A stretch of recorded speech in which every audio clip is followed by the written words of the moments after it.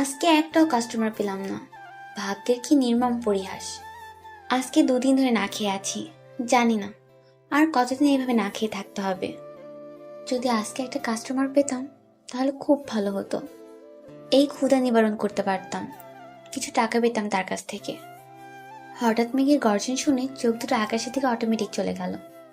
মেঘের গর্জন, বিদ্যুৎ চমকাচ্ছে আকাশে, ভারী বর্ষণ নামবে। এখন আমি এত রাত্রে কোথায় যাব? হঠাৎ করে দমকা হওয়া শুরু হয়ে গেল। আশ্রয় কিন্তু খুঁজতে হবে, তাই এদিক ওদিক তাকাতে লাগলাম। একটা দোকানের সামনে নিভু নিভু বাতি জ্বলছে। দৌড় দিয়ে সেখানে গিয়ে দাঁড়ালাম। গ্রাম থেকে আজকে শহরে আসলাম, এসে কোনো কাজ না পেয়ে রাস্তায় রাস্তায় ঘুরতেছি। হঠাৎ করে দমকা হওয়া শুরু হয়ে গেল, তাই দৌড়ে একটা দোকানের সামনে গিয়ে দাঁড়িয়ে পড়লাম। দোকানের সামনে গিয়ে দাঁড়িয়ে তো আমি অবাক। দোকানের সামনে গিয়ে দেখি একটা মেয়ে গুটিসুটি মেরে দোকানের এক সাইডে কাপটি মেরে বসে আছে। আমি তাকে কিছু জিজ্ঞেস করলাম না। হঠাৎ একটা অচেনা মেয়ের সাথে কথা বলা যাবে না। একটা ছেলে এসে আমার অপোজিট সাইডে দাঁড়িয়ে আছে। তার সাথে কি কথা বলবো? সে কি কোনো পতিতা খুঁজতেছে? তার সাথে একটু কথা বলে দেখি কি হয়। আচ্ছা, আপনি কি কোনো পতিতা মহিলা খুঁজছেন? মানে পতিতা মহিলা খুঁজবো কিসের জন্য? আমি আর পতিতা মহিলা দিয়ে কি হয়? যেভাবে কথা বলছিস মনে হয় কিছুই বুঝিস না। পতিতা মহিলাদের দিয়ে কি হয় জানিস না? আজব তো, আপনি এভাবে গায়ে পড়ে কথা বলতেছেন কিসের জন্য? আমি তো বললাম জানি না। তোকে তো দেখে মনে হচ্ছে তুই গ্রাম থেকে এসেছিস। আজকে প্রথম শহরে নাকি? জি, আজকে প্রথম। আমার সাথে যাবি? তোকে বুঝিয়ে দেব পতিতা মহিলাদের দিয়ে কি হয়। কিন্তু তার জন্য আমাকে কিছু টাকা দিতে হবে। আপনাকে আমি টাকা দেবো কিসের জন্য? আর আপনার সাথে আমি কোথাও যাচ্ছি না। চল, তোকে এমন মজা দেব সারা জীবন ভুলতে পারবি না। এসে দেখ একবার, আমার ছোঁয়া অনেক মজা পাবি। আপনি কি এসব নোংরা কথা বলতেছেন? বুঝতেছি না। আমি বলতেছি না আমি এরকম খারাপ ছেলে না। চলেন না, আমি কিছুদিন থেকে কিচ্ছু খেতে পারছি না। টাকার জন্য আজ আমি পতিতা। অসুস্থ ছিলাম তাই কাজ করতে পারিনি। আজকে একটু সুস্থ হয়েছি। আমাকে একটু টাকা দিলে ভালো হয়। আপনার যেমন করে খুশি আমাকে ব্যবহার করতে পারেন, সমস্যা নেই। আমি কোনো বাধা দেব না। দেখেন, আমি আপনাকে আপু ডাকতেছি, তাও প্লিজ এরকম নোংরা কথা বলবেন না আমাকে। আমি কোনো উপায় না পেয়ে ছেলেটার কাছে চলে আসলাম আর আমার বুকে থাকা কাপড় সরিয়ে দিলাম। কারণ একটা ছেলেকে দুর্বল করার জন্য মেয়েদের বুকের কাপড় সরিয়ে দেওয়াই যথেষ্ট। এক কথায় শরীরে যা কাপড় ছিল সব কিছু খুলে ফেললাম। আমার তো টাকা নিতেই হবে, যেভাবেই হোক। হঠাৎ করে মেয়েটা তার শরীর থেকে কাপড়গুলো ফেলে দিয়ে আমার দিকে এগিয়ে আসতে লাগলো। আমি লজ্জায় চোখ দুটো বদ্ধ করে নিলাম। উনি এসব কি করতেছে? প্লিজ আপনি আপনার কাপড়গুলো পরে নেন, আমার সাথে এরকম করবেন না। আমি আপনাকে কখনোই এইভাবে স্পর্শ করব না। প্লিজ আপনি আপনার কাপড়গুলো পরে নেন।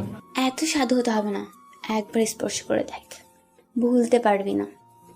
দেখবি আমার নাম্বার নিয়ে যাবি সঙ্গে করে, আর আমাকে প্রতি রাতে ডাকতে আসবি। একবার স্পর্শ করে দেখ। আমি আপনাকে এমনি কিছু টাকা দিয়ে দিচ্ছি, আপনি সেই টাকাগুলো দিয়ে কিছু খেয়ে নেবেন। তারপর আপনি আপনার সাথে এরকম করব না, আপনি কাপড়গুলো পরে নেন। সত্যি বলতেছেন? আমাকে টাকা দিবেন? আমি আসলে কিছু খাই না কয়দিন ধরে, তাই আমার মাথা ঠিক নেই। আপনি অনেক ভালো মানুষ। অন্য কেউ হইলেও এতটুক ঝাঁপিয়ে পড়তো আমার শরীরের উপর। আপনি আমার কাছে কিছু টাকা নেন, কিন্তু আমাকে একটু সাহায্য করেন। আমি আজকে প্রথম এসেছি, আর এসেই তো দেখতে পারতেছেন আকাশের কি অবস্থা। এখন ঝড় নামবে হয়তো। আপনি শুধু বলেন কোথায় যাবেন, আমি সরো অলি গলি সব চিনি। আপনাকে সেখানেই নিয়ে পৌঁছে দেব। আমাকে শুধু থাকার মতো একটা জায়গা খুঁজে দিলেই হবে, আমি কাজ করে বাকিটা চালিয়ে নিতে পারবো। হঠাৎ করে গ্রাম ছেড়ে শহরে আসলেন কেন? শহরে কোনো মানুষ বসবাস করে না, সবাই স্বার্থপর। আমার কথা না হয় পরে শুনবেন, কিন্তু আমি আপনাকে কিছু প্রশ্ন জিজ্ঞেস করতে চাই, উত্তর দিবেন? আমার মতো পতিতা মহিলাকে আবার কিসের প্রশ্ন? আচ্ছা, করেন। আপনি তো দেখতে অনেক সুন্দর একটা মেয়ে। আপনি চাইলে অন্য কোনো কাজ করে খেতে পারতেন। এই লাইনে কিসের জন্য আপনি? তার নিজের ইচ্ছা বা শখের বসে এই লাইনে আসে না। আর পিছনে করুণ একটা কাহিনী থাকে। সেই কাহিনীটা বলা যাবে কি? বৃষ্টি তো হচ্ছে, মনে হচ্ছে না বৃষ্টি এখন শেষ হবে। সেটা তো আমিও দেখতে পারছি। বৃষ্টি আজ মনে হয় মেঘ মামার সাথে ঝগড়া করেছে, তাই তার কান্না জমিতে ছিটিয়ে দিচ্ছে। আপনাকে দেখতে সত্যি অসাধারণ মনে হচ্ছে, কোনো একটা রাজকন্যা। আপনার কাহিনীটা কি আমি শুনতে চাই। বলবো যদি কোনোদিন দেখা হয় আপনার সাথে, কিন্তু আজকে না, ইচ্ছা করছে না বলতে। দেখেছেন, বৃষ্টি হচ্ছে। আমার না বৃষ্টিতে ভিজতে খুব ইচ্ছা করছে। আপনি কি আমার সাথে একটু বৃষ্টিতে ভিজবেন? আমার সাথে অন্য কোনো কাপড় নেই যে বৃষ্টিতে ভিজবো, কাপড় চেঞ্জ করে নেব। আমার সাথে যাবেন না? আমি আপনাকে কাপড় দেব, সমস্যা নাই। যদি আপনার সমস্যা না থাকে আমার সাথে যেতে। আমাকে থাকার জায়গা দিবেন, আমি আপনাকে ভাড়া দিয়ে দেবো, সমস্যা নেই। ভাড়া দেবেন? আচ্ছা, দেখা যাবে। আচ্ছা চলেন তাহলে, আমারও অনেক দিন থেকে বৃষ্টিতে ভেজা হয় না, আজকে না হয় একটু বৃষ্টিতে ভিজি। তারপর সে অচেনা লোকটা হাত ধরলাম। আমি একটা পতিতা মেয়ে, আজকে প্রথম এমন একটা মানুষের হাত ধরলাম যে আমার দেহকে ভোগ করতে চায় না। প্রথমবার এরকম একটা মানুষের সাথে পরিচয় হলো। কারণ যে আমাকে দেখে সে আমাকে অফার করে, তোর দাম কত? যে ছেলেকে আমি সব কিছু উলঙ্গ করে দেখাতে চেয়েছি সে ছেলে আমাকে মানা করেছে। অবাক লাগতেছে ছেলেটার ব্যবহার দেখে। অনেক দিন পর মুক্ত আকাশের নিচে এই সুন্দর বৃষ্টিতে গা ভেজাচ্ছি। যদিও এরকম অনেক বৃষ্টি হয়েছে, আমি অন্যকে মজা দিতে ব্যস্ত তখন অন্যের খাটে।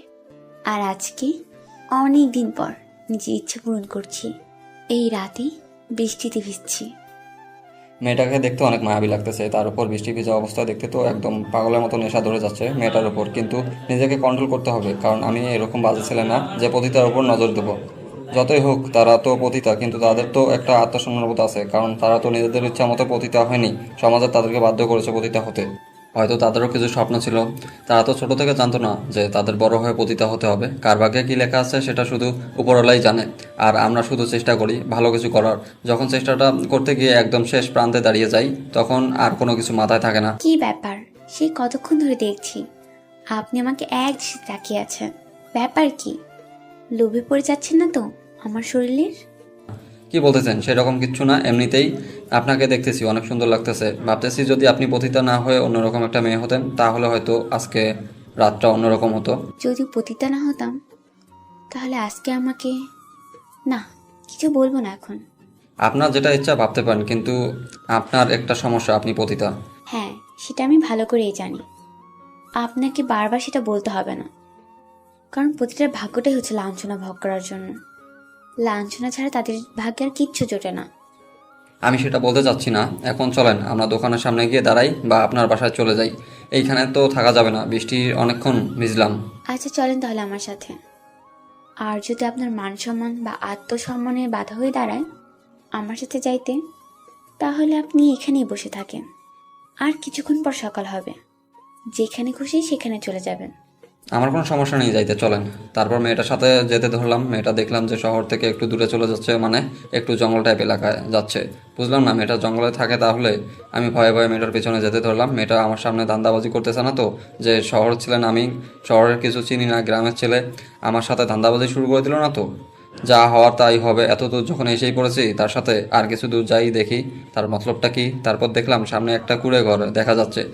তার মানে এই জঙ্গলের মাঝে একাই কুঁড়ে ঘরে থাকে। ভয়ে ভয়ে মেয়েটার পিছনে পিছনে শেষ পর্যন্ত কুঁড়ে ঘরের সামনে চলে আসলাম। এসে একটা মেয়ের কথা শোনা যাচ্ছে, ফোনে কথা বলতেছে মনে হয়। কার সাথে এত জোরে জোরে? এইখানে আমি থাকি, এটাই আমার রাজ্য। এখানে কারো কথা শুনতে হয় না আমাকে। আমার ইচ্ছে মতো আমি এখানে থাকি, আর আমার সাথে একটা ডাইনি থাকে। আপনার সাথে ডাইনি থাকে মানে? বুঝলাম না সঠিক। ভয় পাবেন না, মানুষই থাকে, কিন্তু আমি তাকে ডাইনি নামে সবসময় ডাকি, কারণ তার সাথে আমার সবসময় ঝগড়াঝাটি লেগে থাকে। ও আচ্ছা, চলেন তাহলে ভিতরে গিয়ে তার সাথে পরিচিত হওয়া যাক। তারপর আমি ছেলেটাকে নিয়ে আমার সেই কুড়ি ঘরে প্রবেশ করলাম। ঘরে প্রবেশ করে দেখি ডাইনির গায়ে কিচ্ছু নেই। তাই আমি ছেলেটার চোখ তাড়াতাড়ি হাত দিয়ে ঢেকে ধরলাম, যাতে তাকে দেখতে না পায়। কিরে, তুই এটা কাকে নিয়ে এসেছিস? স্যার, আমাকে ডাকবি না? দেখতে পাচ্ছিস না আমার কি অবস্থা? সেটা তো দেখতেই পাচ্ছি। এখন তাড়াতাড়ি কিছু পরে নে। এসব কি পরে আছিস? কেন, তুই জানিস না আমি কি করে থাকি? রাতে তুই একটা ছেলেকে নিয়ে এসেছিস কেন আমাদের এখানে? তোর সাথে এত কথা বলতে পারবো না। আগে শরীরে কিছু পরে নে, বুঝেছিস? তারপর পরে বাকি কথাগুলো বলা যাবে। তারপর মিমি একটা জামা পরে নিল, আর আমি লোকটাকে ছেড়ে দিলাম। লোকটা একটু লজ্জা পেয়ে বাইরে গিয়ে দাঁড়িয়ে পড়লো। আমি তাকে কিছু বললাম না। সে বাইরে থাকুক, মিমির সাথে আগে কথা বলার দরকার নেই। কুত্তি কোথাকার, তুই জানিস না আমরা এখানে দুটো মেয়ে থাকি আর মা পতিতা? একটা ছেলেকে নিয়ে এসেছিস, ব্যবসা করবি বাহিরে করবি, আমাদের ঘরে দেখানো কি আছে? ছেলেটা গ্রাম থেকে এসেছে, শহরে কিছু চেনে না, বিপদে পড়েছে, তাই আমার সাথে এসেছে। তার জন্য তুমি তাকে আমাদের বাসায় নিয়ে আসবি? সমস্যা কি? রাতে আমার সাথে থাকবে, আমার রুমে, আর তুই তোর রুমে যা ইচ্ছা তাই করতে পারিস। দেখে একটা কুত্তার বাচ্চা আমার সাথে কথা বলতেছে না, রাগ উঠে গেছে। এখন তোর সাথে কথা বলে আর রাগ বাড়াতে চাচ্ছি না। তোর যা ইচ্ছা তুই তাই কর, আমাকে আমার মতন থাকতে দে। তোদের নিয়ে আর পারি না। আমার ঝগড়া হয়েছে, তোদের মধ্যে আবার কি নিয়ে ঝগড়া শুরু হলো? সেটা পরে শুনতে পারবি। এখন তুই তোর মেহমানকে খাতিরদারি কর, দেখ ঘরে কি আছে। আচ্ছা, তোর সাথে পরে কথা হচ্ছে। মনে হচ্ছে আবার বৃষ্টি নামবে। এমনিতেই ভিজে কাক হয়ে গেছি, চেঞ্জ করি। তারপর মিমির রুম থেকে বেরিয়ে লোকটাকে সাথে করে আমার রুমে নিয়ে চলে আসলাম। এসে ওনাকে বসে দিলাম চেয়ারে। ভিতর থেকে তো ঘরটাকে একদম অন্যরকম লাগতেছিল, বাহির থেকে মনে হচ্ছে যে ভাঙাচুরা হবে, ভিতরে তো একদম অন্যরকম মনে হচ্ছে, রাজবাড়ির মতো। থাক, আর হাসানোর মতন কিছু বলবেন না। হাসিগুবি কথা বলবেন না, হাসি পাচ্ছে খুব। আমি থাকবো কোথায়? এইখানে আপনি থাকেন, ওই রুমে আপনার বন্ধু থাকে, তাহলে আমাকে নিয়ে আসলেন যে? কেন, আমার সাথে থাকবে নাকি পিছনে একই সাথে? আপনার মাথা ঠিক আছে? কি আজব কথা বলতেছেন আপনি? আপনার সাথে কেন থাকবো আমি? আমি কিভাবে বলবো? এসেছেন যখন থাকার জন্য, যদি না থাকেন তাহলে চলে যাবেন। প্রয়োজন হলে সেটাই করব, দরকার হলে রাস্তায় গিয়ে থাকবো একটা অপরিচিত মেয়ের সাথে। এইভাবে থাকা উচিত না। যা হয়েছে, আপনি এখন বিছানায় থাকবেন, আমি নিচে থাকবো। আমার সাথে থাকতে হবে না, মজা করলাম। টেনশন আর কিছু নেই। আর সকাল হলে দেখতে পারবেন এখানে কি পরিমাণে মজা হয়। আর আমি যাকে ডাইনি বলি তার বয়ফ্রেন্ডের সাথে ঝগড়া হয়েছে। কালকে সকালে হয়তো তাকে গিয়ে আমাকে আনতে হবে। তারপর নাটকটা দেখতে পারবেন কি রকম মজা হয়। তাই নাকি? তারা কি সবসময় ঝগড়া করে নাকি? অনেক ঝগড়া হয় তাদের মধ্যে, কিন্তু কেউ কাউকে ছেড়ে যায় না। আমি মাঝে মাঝে অবাক হয়ে যাই তাদের ঘটনাগুলো দেখে। আপনি এসব কি করতেছেন আমার সামনে? কেন চেঞ্জ করছি, সমস্যা কোথায়? কি চেঞ্জ করবেন, তাও আবার আমার সামনে? সমস্যা নেই তো আমার।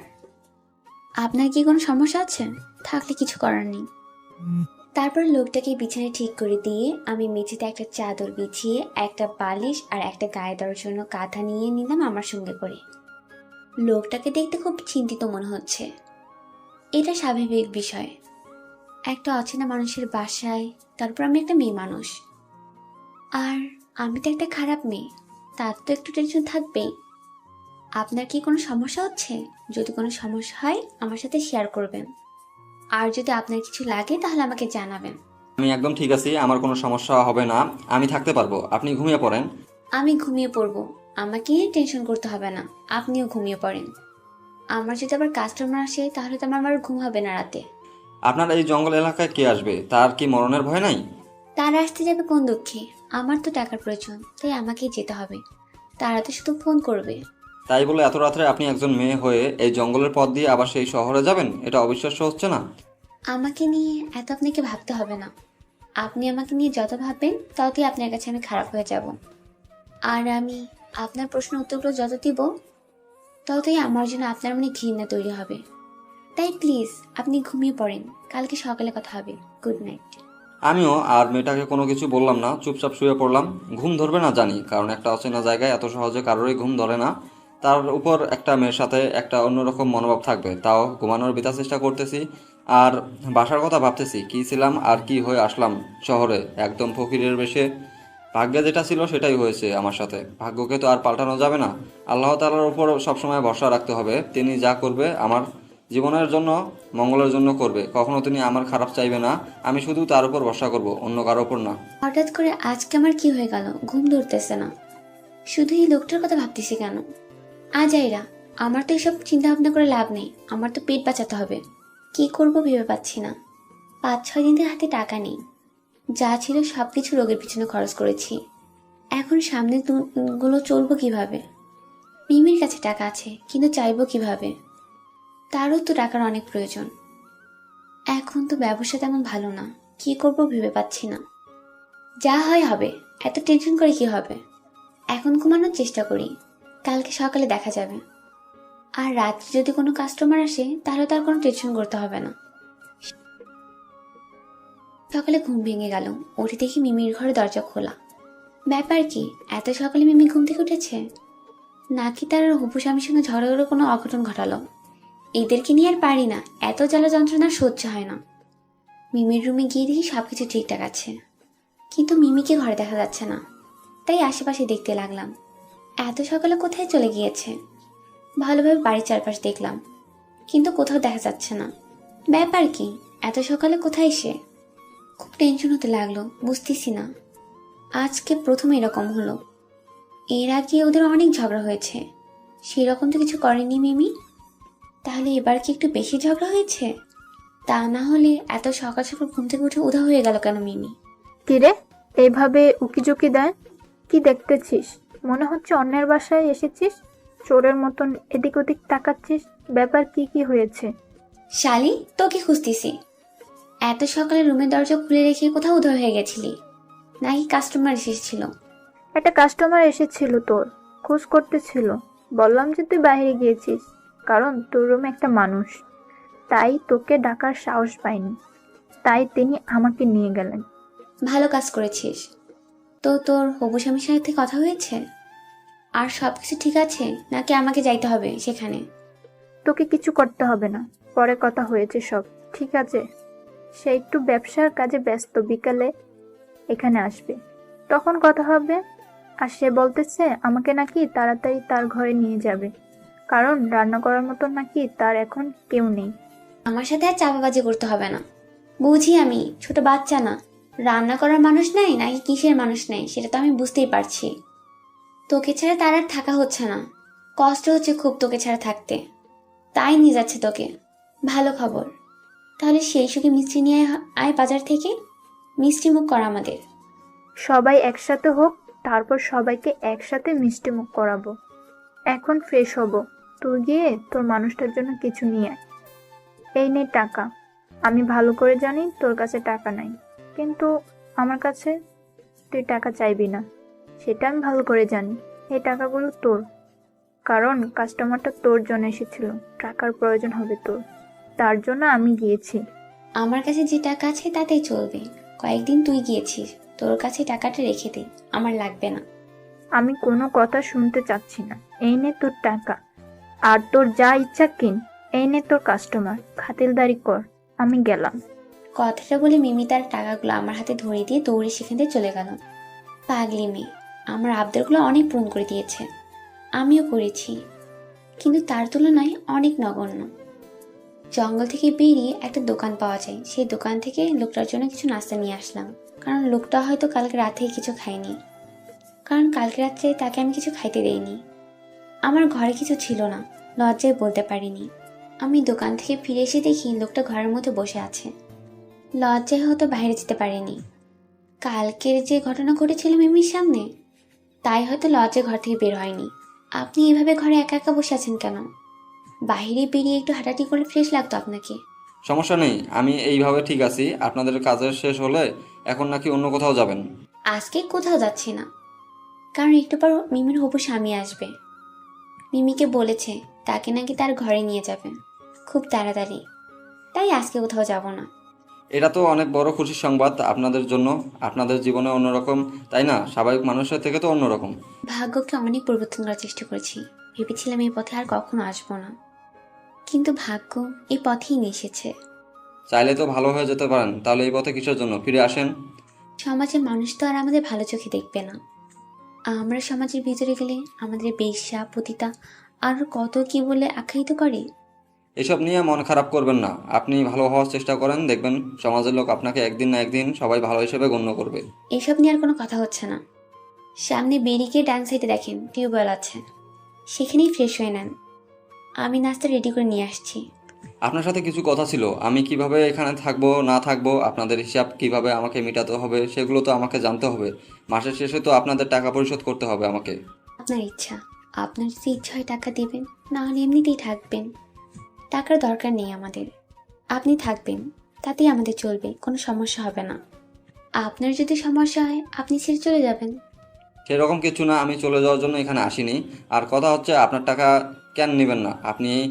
আমি তো এখানে ভাড়া থাকবো, তাই না? আচ্ছা, সেটা নিয়ে পরে কথা বলা যাবে, এখন এসব নিয়ে কথা বলতে চাচ্ছি না। আপনি বাইরে গিয়ে ফ্রেশ হয়ে নেন, আমি নাস্তা রেডি করে নিয়ে আসছি।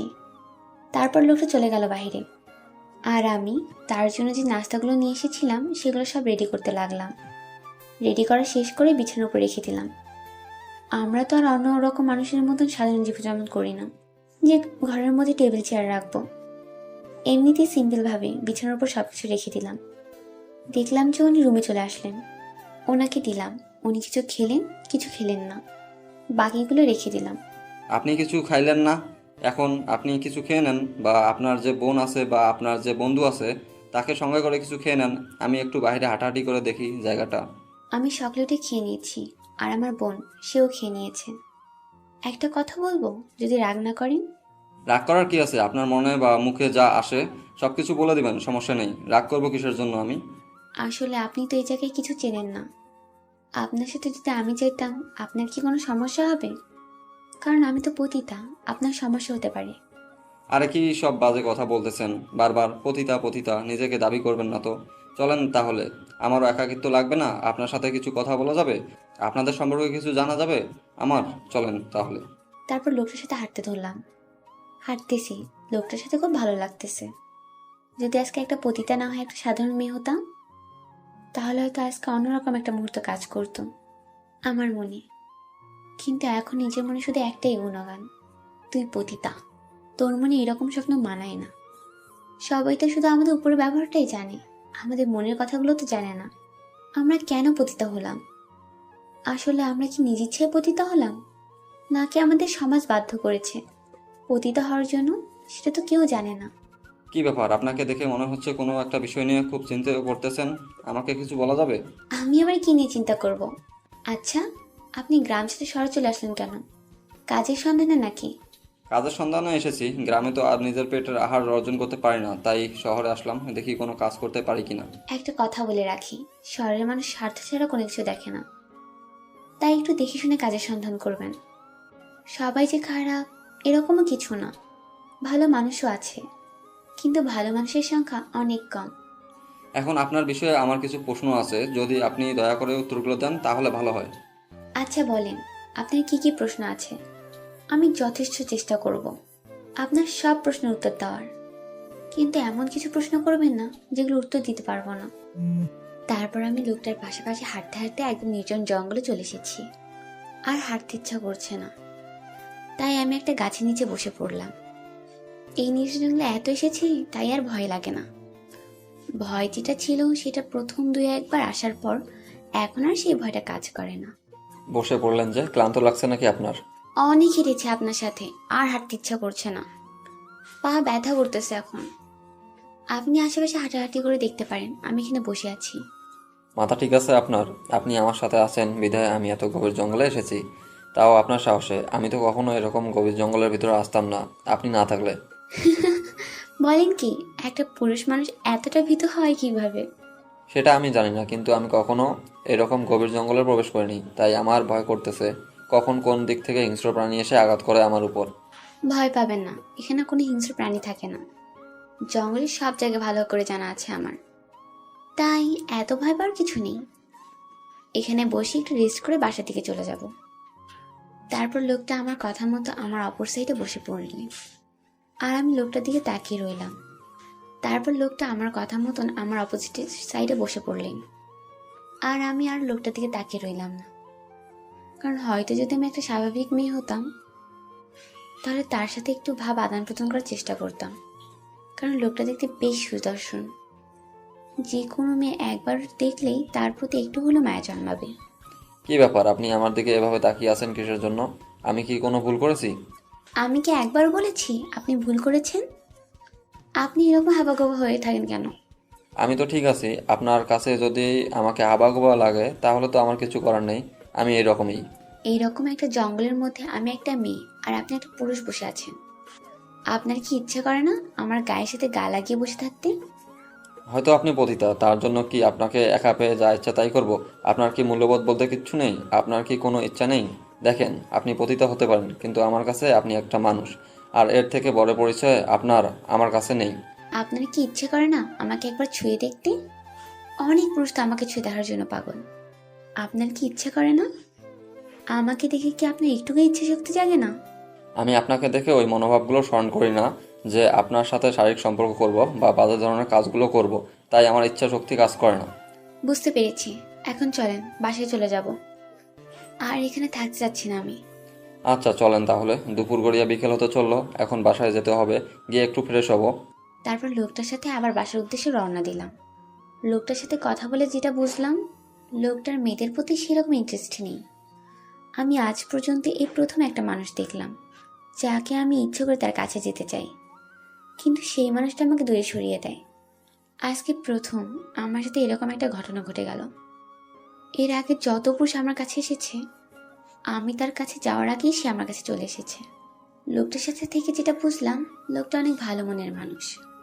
তার সাথে আর বাজে ব্যবহার করা মানায় না, কারণ আমি যতবারই তার কাছে বাজে ব্যবহারের আশা করেছি, তিনি ততবারই তার মনকে শক্ত করে আমাকে বুঝিয়েছেন যে একজন মানুষ ইচ্ছে করে সব কিছু থেকে বিরত থাকতে পারে। তারপর মানুষের সাথে গল্প করতে করতে বাসায় ফিরে আসলাম। বাসায় ফিরে এসে দেখি মিমি ঘরে ফোনে কথা বলছে। মিমি যখন কথা বলে একটু জোরে জোরে কথা বলে। লোকটা কিছুক্ষণ দাঁড়িয়ে থেকে ভিতরে চলে আসলো, আর কি নিয়ে জানি টেনশন করছে। তার মুখ দেখেই বোঝা যাচ্ছে একটু টেনশন আছে লোকটা। কি ব্যাপার, আপনাকে এরকম দেখাচ্ছে কেন? আপনার শরীর ঠিক আছে তো? আসলে আমি এখন গোসল করব, কিন্তু গোসলের পর করব কি সেটা তো আমি সাথে করে নিয়ে আসিনি। এটা কোনো চিন্তার বিষয় হলো? আমার রুমে অনেক পুরুষের জামা কাপড় আছে, আমার সাথে আসেন, আমি দিচ্ছি। আপনার যেটা পছন্দ হয় আপনি নিয়ে নেন। তারপর আমি মেয়েটার সাথে গেলাম, গিয়ে তো আমি অবাক। এত পুরুষ মানুষের জামা কাপড় এই মেয়ের কাছে। আরে ব্যাপার না, তার কাছে কত মানুষ এসেছে, তার কাছে থাকবেই, এটাই স্বাভাবিক। এখানে অবাক হওয়ার কিছু নেই। আমি সেখানে একটা লুঙ্গি আর একটা গামছা, গায়ে পরার জন্য একটা গেঞ্জি নিয়ে আসলাম গোসল করতে। তারপর লোকটা আমার কাছে থাকা জামা কাপড়ের মধ্যে কিছু জামা কাপড় নিয়ে গোসল করতে চলে গেলেন। আমি ঘরটা গোছাতে লাগলাম। ঘরটা গোছানো শেষ, রান্না করার জন্য রান্নাঘরে চলে আসলাম। কোথায় তুমি? সেই কতক্ষণ ধরে অপেক্ষা করতেছি, তুমি আসবে। এখন তুমি কোথায়? এই তো আমি যাচ্ছি, মাত্র বের হলাম বাসা থেকে। যাইতে আর কতক্ষণ লাগবে? সর্বোচ্চ 10 মিনিট। রেডি থাকো, আমি যাচ্ছি। তাড়াতাড়ি চলে এসো, অনেকক্ষণ থেকে অপেক্ষা করতেছি তোমার জন্য। কখন আসবে কখন আসবে, আর এখন বলছো তুমি মাত্র বাসা থেকে বের হলে। কি আর করব বল, বাসায় এত কাজ আছে, কাজগুলো শেষ করলাম। তারপর কিছু কাস্টমার এসেছিল, তাদেরকে বিদায় করলাম। তোমার ব্যবসা আর কতদিন চলবে? দাঁড়াও, আমি তো যাচ্ছি, তারপর দেখো তোমার ব্যবসা আমি ছুটাচ্ছি। মেয়েগুলো যদি হাতছাড়া হয়ে যায়, তখন দেখবে আমাকে আর কেউ খোঁজ করবে না।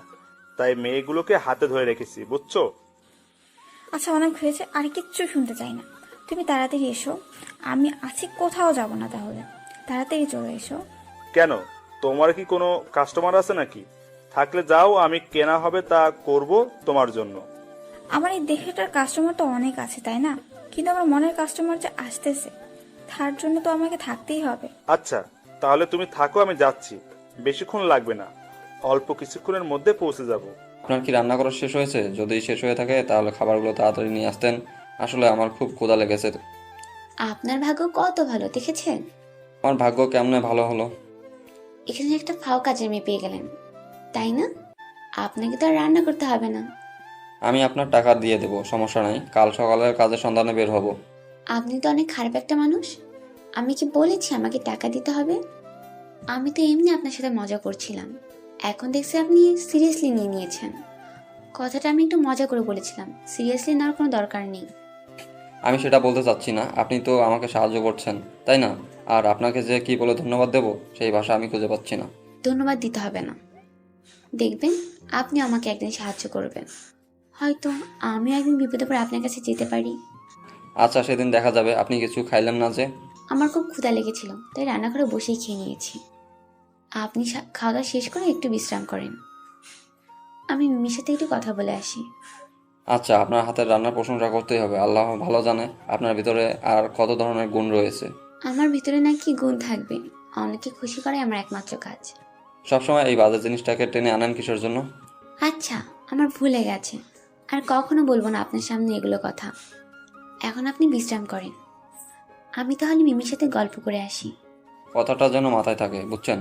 আমার সামনে যদি আর কখনো এসব কথা শুনছি তাহলে ভালো হবে না। আচ্ছা, আপনার সঙ্গে আমি এই কথাগুলো তুলতেছি না, এখন আপনি বিশ্রাম করেন। অযথা আমার সঙ্গে কথা বলে আপনার ক্লান্ত শরীরটা আরও ক্লান্ত করার দরকার নেই। তারপর আমি সেখানে আর কোনো কথা না বলি মেয়েটার ঘরের উদ্দেশ্যে চলে আসলাম। মেয়েটার ঘরে প্রবেশ করে দেখি মিমির অবস্থা নাজেহাল। এই মেয়েটা এত ছোট ছোট কাপড় পরে কেমনে থাকে বুঝি না। আমি কখনই কাপড়গুলো পরে থাকতে পারি না, একবার পরেছিলাম, আমার যে কি অবস্থা হয়েছিল সেটা আমিই জানি। কি রে, এভাবে শুয়ে আছিস কেন? আর এগুলো কি পরে আছিস, শরম করে না তোর? কি বলছিস, মাথা ঠিক আছে? আমাদের পরিচয় ভুলে গিয়েছিস? আমরা এরপরে ওনার স্ত্রী অসুস্থ থাকতো, শারীরিক সমস্যাগুলো থাকতো। হাজি সাহেব আসাতে তার স্ত্রীর অনেকগুলো রোগ ব্যাধি দূর হয়ে যায়। এরপরে ওনার মেজমে একটা ছিল জান্নাত। উনি যখন রাত্রে ঘুমাতো ওনার বালিশের ভিতরে অনেকগুলো টাকা পাওয়া যেত। তো প্রায় বেশ অনেক দিনই অনেকগুলো টাকা পাওয়া যেত।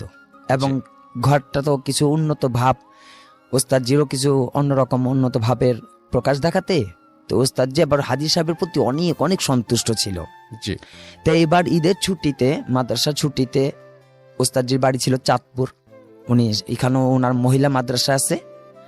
তো উনি ছুটি বাড়িতে তার পরিবারকে সবাইকে নিয়ে সেই দেশে বাড়িতে যান বেড়াতে। জি। তো সেই হাজি সাহেব ওস্তাদজি ওইখানকার মসজিদে ঈশান নামাজ পড়ার পরে তার সাথে সাক্ষাৎ হয়। তো ওস্তাদজি অবাক হয়ে যায়, হাজি সাহেব এখানে কেন? উনি তো ঢাকায় আমাদের কাছে বয়স্ক লোকদের সাথে আরবি পড়তে বসে, বা আমার ফ্যামিলিতে ঢাকায় আসে, জি। কিন্তু উনি চাঁদপুরে এই রাত্রে ঈশান নামাজ পড়ে আমার মসজিদে। উনি দেখে খুব খুশি যেমন হন এবং অদ্ভুত হন উনি, যে উনি কি করে আসলো, অবাক হয়ে যায়। তো ওনাকে এই কথা জিজ্ঞেস করেন যে হাজি সাহেব আপনি এখানে কেন? তো উনি বলতেছে আমি সবখানেই যেতে পারি। আচ্ছা। তো সেটা আবার ওস্তাদজি মাথা ভিতরে আনেনি যে উনি কথাটা কেন বলতেছে যে আমি সবখানে যেতে পারি। হাজি সাহেব বলতেছে আমি সব জায়গায় যেতে পারি, সব জায়গায় আমার যাওয়া যায়। তো বলছে ঠিক আছে আপনি আসছেন, আমার বাসায় আসেন, বেড়াই দিয়ে যান। তো ওস্তাদজির ঘরে নিয়ে যাওয়া হয়। সেখানে উনি কিছুক্ষণ কথাবার্তা পড়ে এবং তার মাদ্রাসাতেও, যে মাদ্রাসা মহিলা মাদ্রাসা আছে সেখানে নিয়ে বসায় দফতরে। জি। কিন্তু ঘটনা হঠাৎ রাত্রিবেলা যেটা ঘটে, জান্নাত অর্থাৎ মেজো মেয়েটাকে খুঁজে পাওয়া যাচ্ছিল না। হাজি সাহেবও সেখানে নেই এবং তার মেজো মেয়ে উনিও নেই। সে জান্নাতকে খুঁজে না পাওয়াতে উস্তাজির কাছে খবর আসলো যে আমরা খুঁজে আশপাশে তার আত্মীয় স্বজন সব বাড়িতে তালাশ করলাম, রাত হয়ে যাচ্ছে, মেয়েটাকে তো খুঁজে পাচ্ছি না। জি। তো ওস্তাদজিও হলো যে হাজি সাহেবকে তো বিদায় যাওয়ার আগে তো দেখলাম না, তো হাজি সাহেবও নেই, ওনার মেয়েটাকেও তালাশ করতে যাচ্ছে না। তো হাজি সাহেবের আবার একটি মাসালা জানা ছিল, সেটা হচ্ছে সূরা ওয়াদ-দুহা এক বসায় 2000 বার পড়লে নিখোঁজ ব্যক্তির সন্ধান মেলে। আচ্ছা। তো ওস্তাদজি অজু করে সেই দুহা সূরাটা পড়া শুরু করে দিল। যখন পড়তেছিল বেশ সম্ভবত কয়েকবার পড়াতেই নাকি সেই জিন অর্থাৎ হাজি সাহেব, জি, উনি হাজির হয়ে গেলেন। হাজির হয়ে বলতেছেন ওস্তাদজি আপনি কেন চিন্তিত হচ্ছেন, আপনি পরেশান কেন? আপনার মেয়েটাকে আমি নিয়ে গেছি। এই কথা শোনার সাথে সাথে ওস্তাদজি নাকি উনি অজ্ঞান হয়ে যান, অচেতন হয়ে যান। তখন তার ফ্যামিলি সবাই আসে, আসার পরে পানি দেয় এবং যখন সে চোখটা খুলে জ্ঞানটা ফিরে আসে তখন এই ওস্তাদজি বলে সবাইকে, এই তোমরা এখন কেউটা আমার মেয়েকে নিয়ে ভাবনা না, কেউ আমার মেয়েকে খোঁজো না, আমি বুঝতে পারছি কি হয়েছে, তোমরা তোমাদের কাছে থাকো, আমি পরে দেখবো।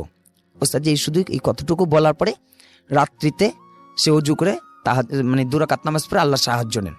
সেখানেও সেই হাজি সাহেব হাজি এসে বলতেছে যে ওস্তাদজি আপনি কেন চিন্তা করতেছেন, আমি আপনার মেয়েকে আমি সাথে করে নিয়ে গেছি, আমি জিন এবং আমি আপনার কাছে লেখাপড়া, আমি কোরআন শিখতাম, আমি আপনার কাছে আসছি, ওকে আমার খুব পছন্দ, আমি আপনার শহরে যেগুলো হতো সব আমি করে দিতাম।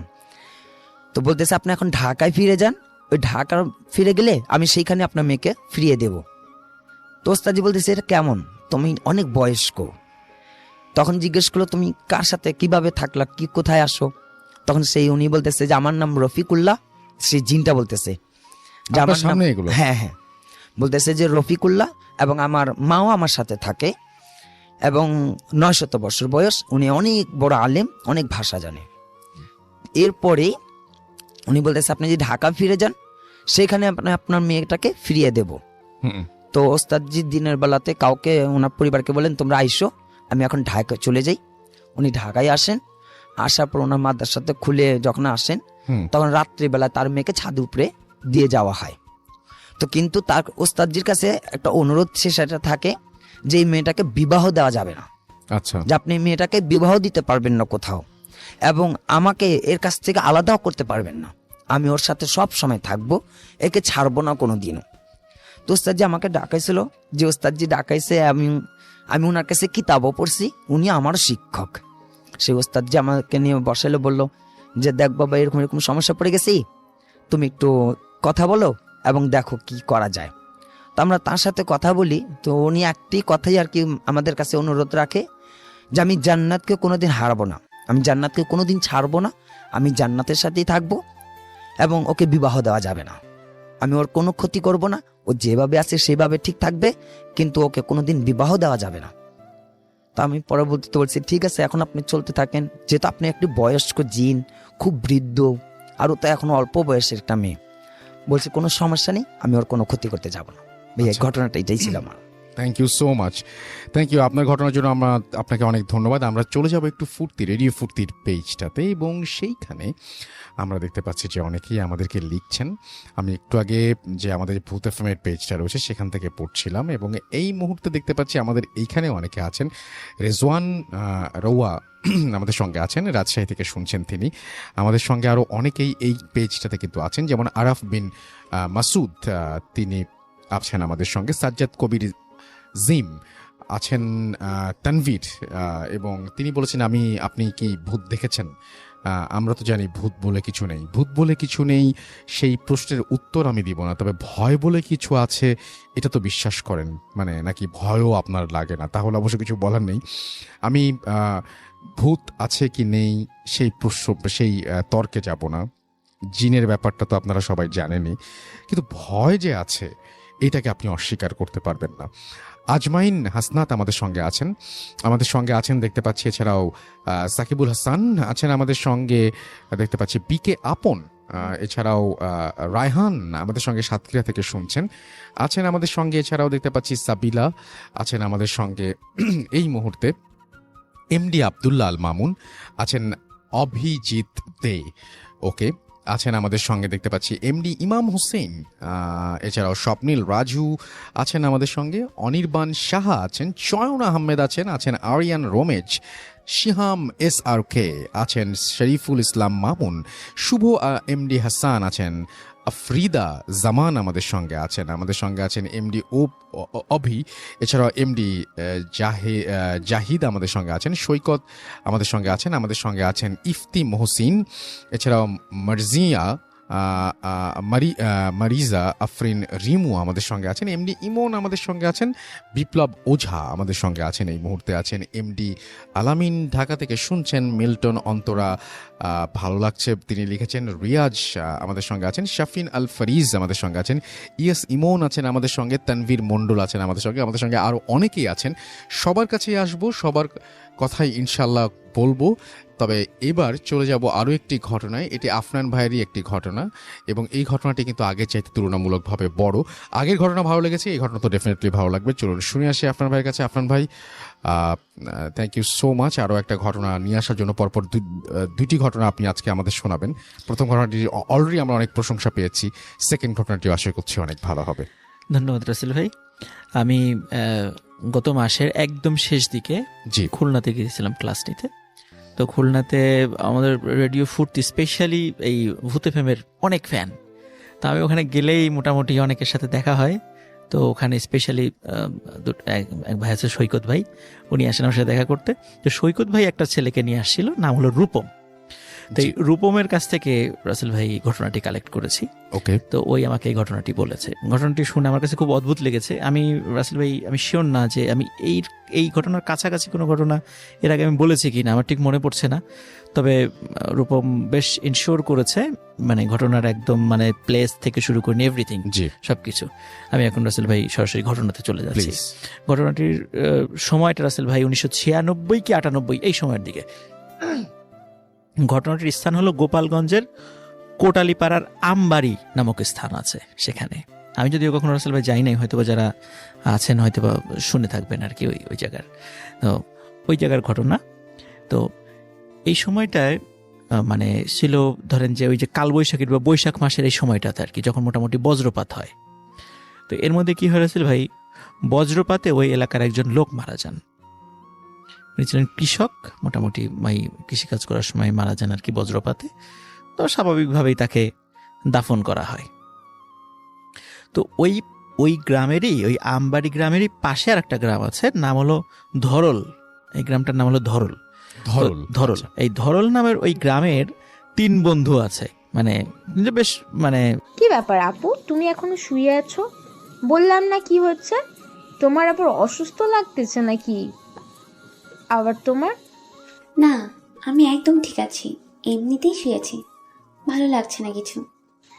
তুমি একা কেন? তোমার সেই নাগর কোথায় থাকে তো দেখতে পাচ্ছি না। তোকে কতবার বলেছি মানুষটাকে নিয়ে বাজে মন্তব্য করবি না। যদি ভুলবশত একবার শুনে ফেলে তাহলে কি ভাববে বলতো? আচ্ছা আর বলবো না, এখন আসো, শাহিন এসেছে, তার সাথে দেখা করে আসো। আচ্ছা তুই যা, আমি যাচ্ছি, দেখি লোকটা কোথায়, তাকে সঙ্গে করে নিয়ে যাব। তোরা গিয়ে বসে থাক, আমি যাচ্ছি। আচ্ছা তাড়াতাড়ি এসো, লেট করিও না, আবার সন্ধ্যা হয়ে যাবে। মাত্র তো লোকটা আসলো, তাকে একটু রেস্ট করতে দে, এখনই শুরু করতে হবে এমন তো কোনো কথা নেই। তোরা একটু রেস্ট কর দুজনে, আমরা একটু পর যাচ্ছি। আরে তুমিও না সব সময় শুধু উল্টোপাল্টা কথা বলো। আমি তোমাকে কি বলতে চাচ্ছি, তুমি কি বোঝো না আমার কথা? আচ্ছা অনেক হয়েছে, অনেক ঝগড়া করলাম, আজকে তোর সাথে আর ঝগড়া করতে ইচ্ছা করতেছে না, পরে আবার মাথা ব্যথা করবে। তুই তোর রুমে যা, আমি যাচ্ছি। দেরি করিস না, তুই যা, আমি যাচ্ছি তোর পিছনে পিছনে। তারপর মিমি চলে গেল। আমি পিছনে পিছনে বেরিয়ে দেখি লোকটা এক সাইডে গাছের নিচে গাছে হেলান দিয়ে সামনের দিকে তাকিয়ে আছে। তাই আমি মিমির পিছনে না গিয়ে লোকটার ওখানে যেতে ধরলাম। লোকটার ওখানে গিয়ে দেখি লোকটা এক দৃষ্টিতে সামনের দিকে তাকিয়ে আছে, অন্য কোনো দিকে তার খেয়াল নেই। আমি লোকটাকে একটু ডাক দিলাম। লোকটা আমার দিকে তাকিয়ে আবার সামনের দিকে তাকিয়ে রইল, একদম উদাসীন হয়ে। কি ব্যাপার, এত উদাসীন হয়ে কি চিন্তা করছেন বলা যাবে কি? নাকি বাসার কথা মনে পড়ছে? সেরকম কিছু না, ভাবতেছি কালকে তো কাজের সন্ধানে বের হব, কিন্তু কি কাজ করব না করব ভেবে পাচ্ছি না। আরে এত টেনশন করতে হবে না, শহরে কাজের অভাব নেই, যে কোনো একটা কাজ করে খাবেন, টেনশন করার কিছু নেই। সেটা ভাবতেছি, কিন্তু আপনি হঠাৎ এখানে?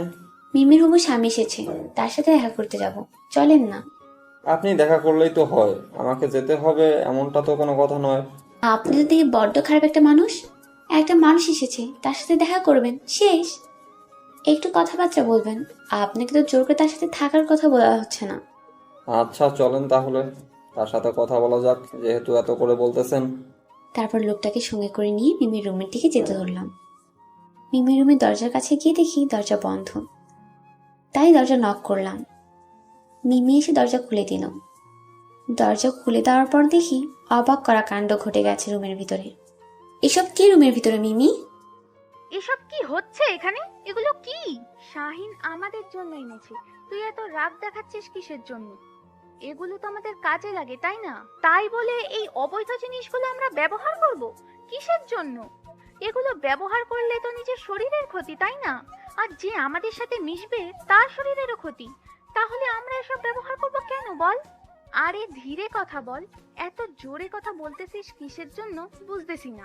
দেখ মিমি, আমি কোনো কথা বলতে চাচ্ছি না এই বিষয়টা নিয়ে, তুই এগুলো এখন বাইরে নিয়ে গিয়ে ফেলে দিবি, না হলে কিন্তু আমি এখানে আর এক মুহূর্ত থাকবো না। আচ্ছা আমি বাইরে গিয়ে ফেলে দিচ্ছি, তাও তুই নিজেকে কন্ট্রোল কর, এগুলো ব্যবহার করব না, আর তাকে আমি নিষেধ করে দিচ্ছি। আপু আমার ভুল হয়ে গেছে, আর আমি কখনোই এইগুলার ব্যবসা করব না। আজকের পর থেকে তাও আপনি নিজেকে কন্ট্রোল করুন। তুমি জানা সত্ত্বেও কিভাবে এই জিনিসগুলো আমাদের এখানে নিয়ে আসো শুনি? আমার ভুল হয়ে গিয়েছে আপু, আর আমি এসব কখনো ব্যবহার করব না, আর কাউকে করতেও দেব না। আমাকে মাফ করে দেন এইবারের মতো। আচ্ছা সেটা না হয় বুঝলাম, কিন্তু তুমি আজকে এসেছো কত দিন পর, তোমার জন্য আমরা কত কিছু আয়োজন করলাম, আর তুমি এসে এইসব কাহিনী শুরু করে দিয়েছো। আমার ভাবতেই খারাপ লাগতেছে বিষয়টা। আপু বললাম তো ভুল হয়ে গিয়েছে, আর এরকম হবে না, মাফ করে দেন আমাকে, আর কখনোই আমি এসব জিনিসে হাত দিব না। আচ্ছা ভালো কথা, তাহলে তুমি এখন রেস্ট করো, আমরা একটু বাইরে বসে গল্প করতেছি, রেস্ট করা শেষ হলে সবাই একসাথে রাতের খাবার খাবো। এদের কোনো কথাই বুঝতেছি না, আমি চুপচাপ দাঁড়িয়ে আছি।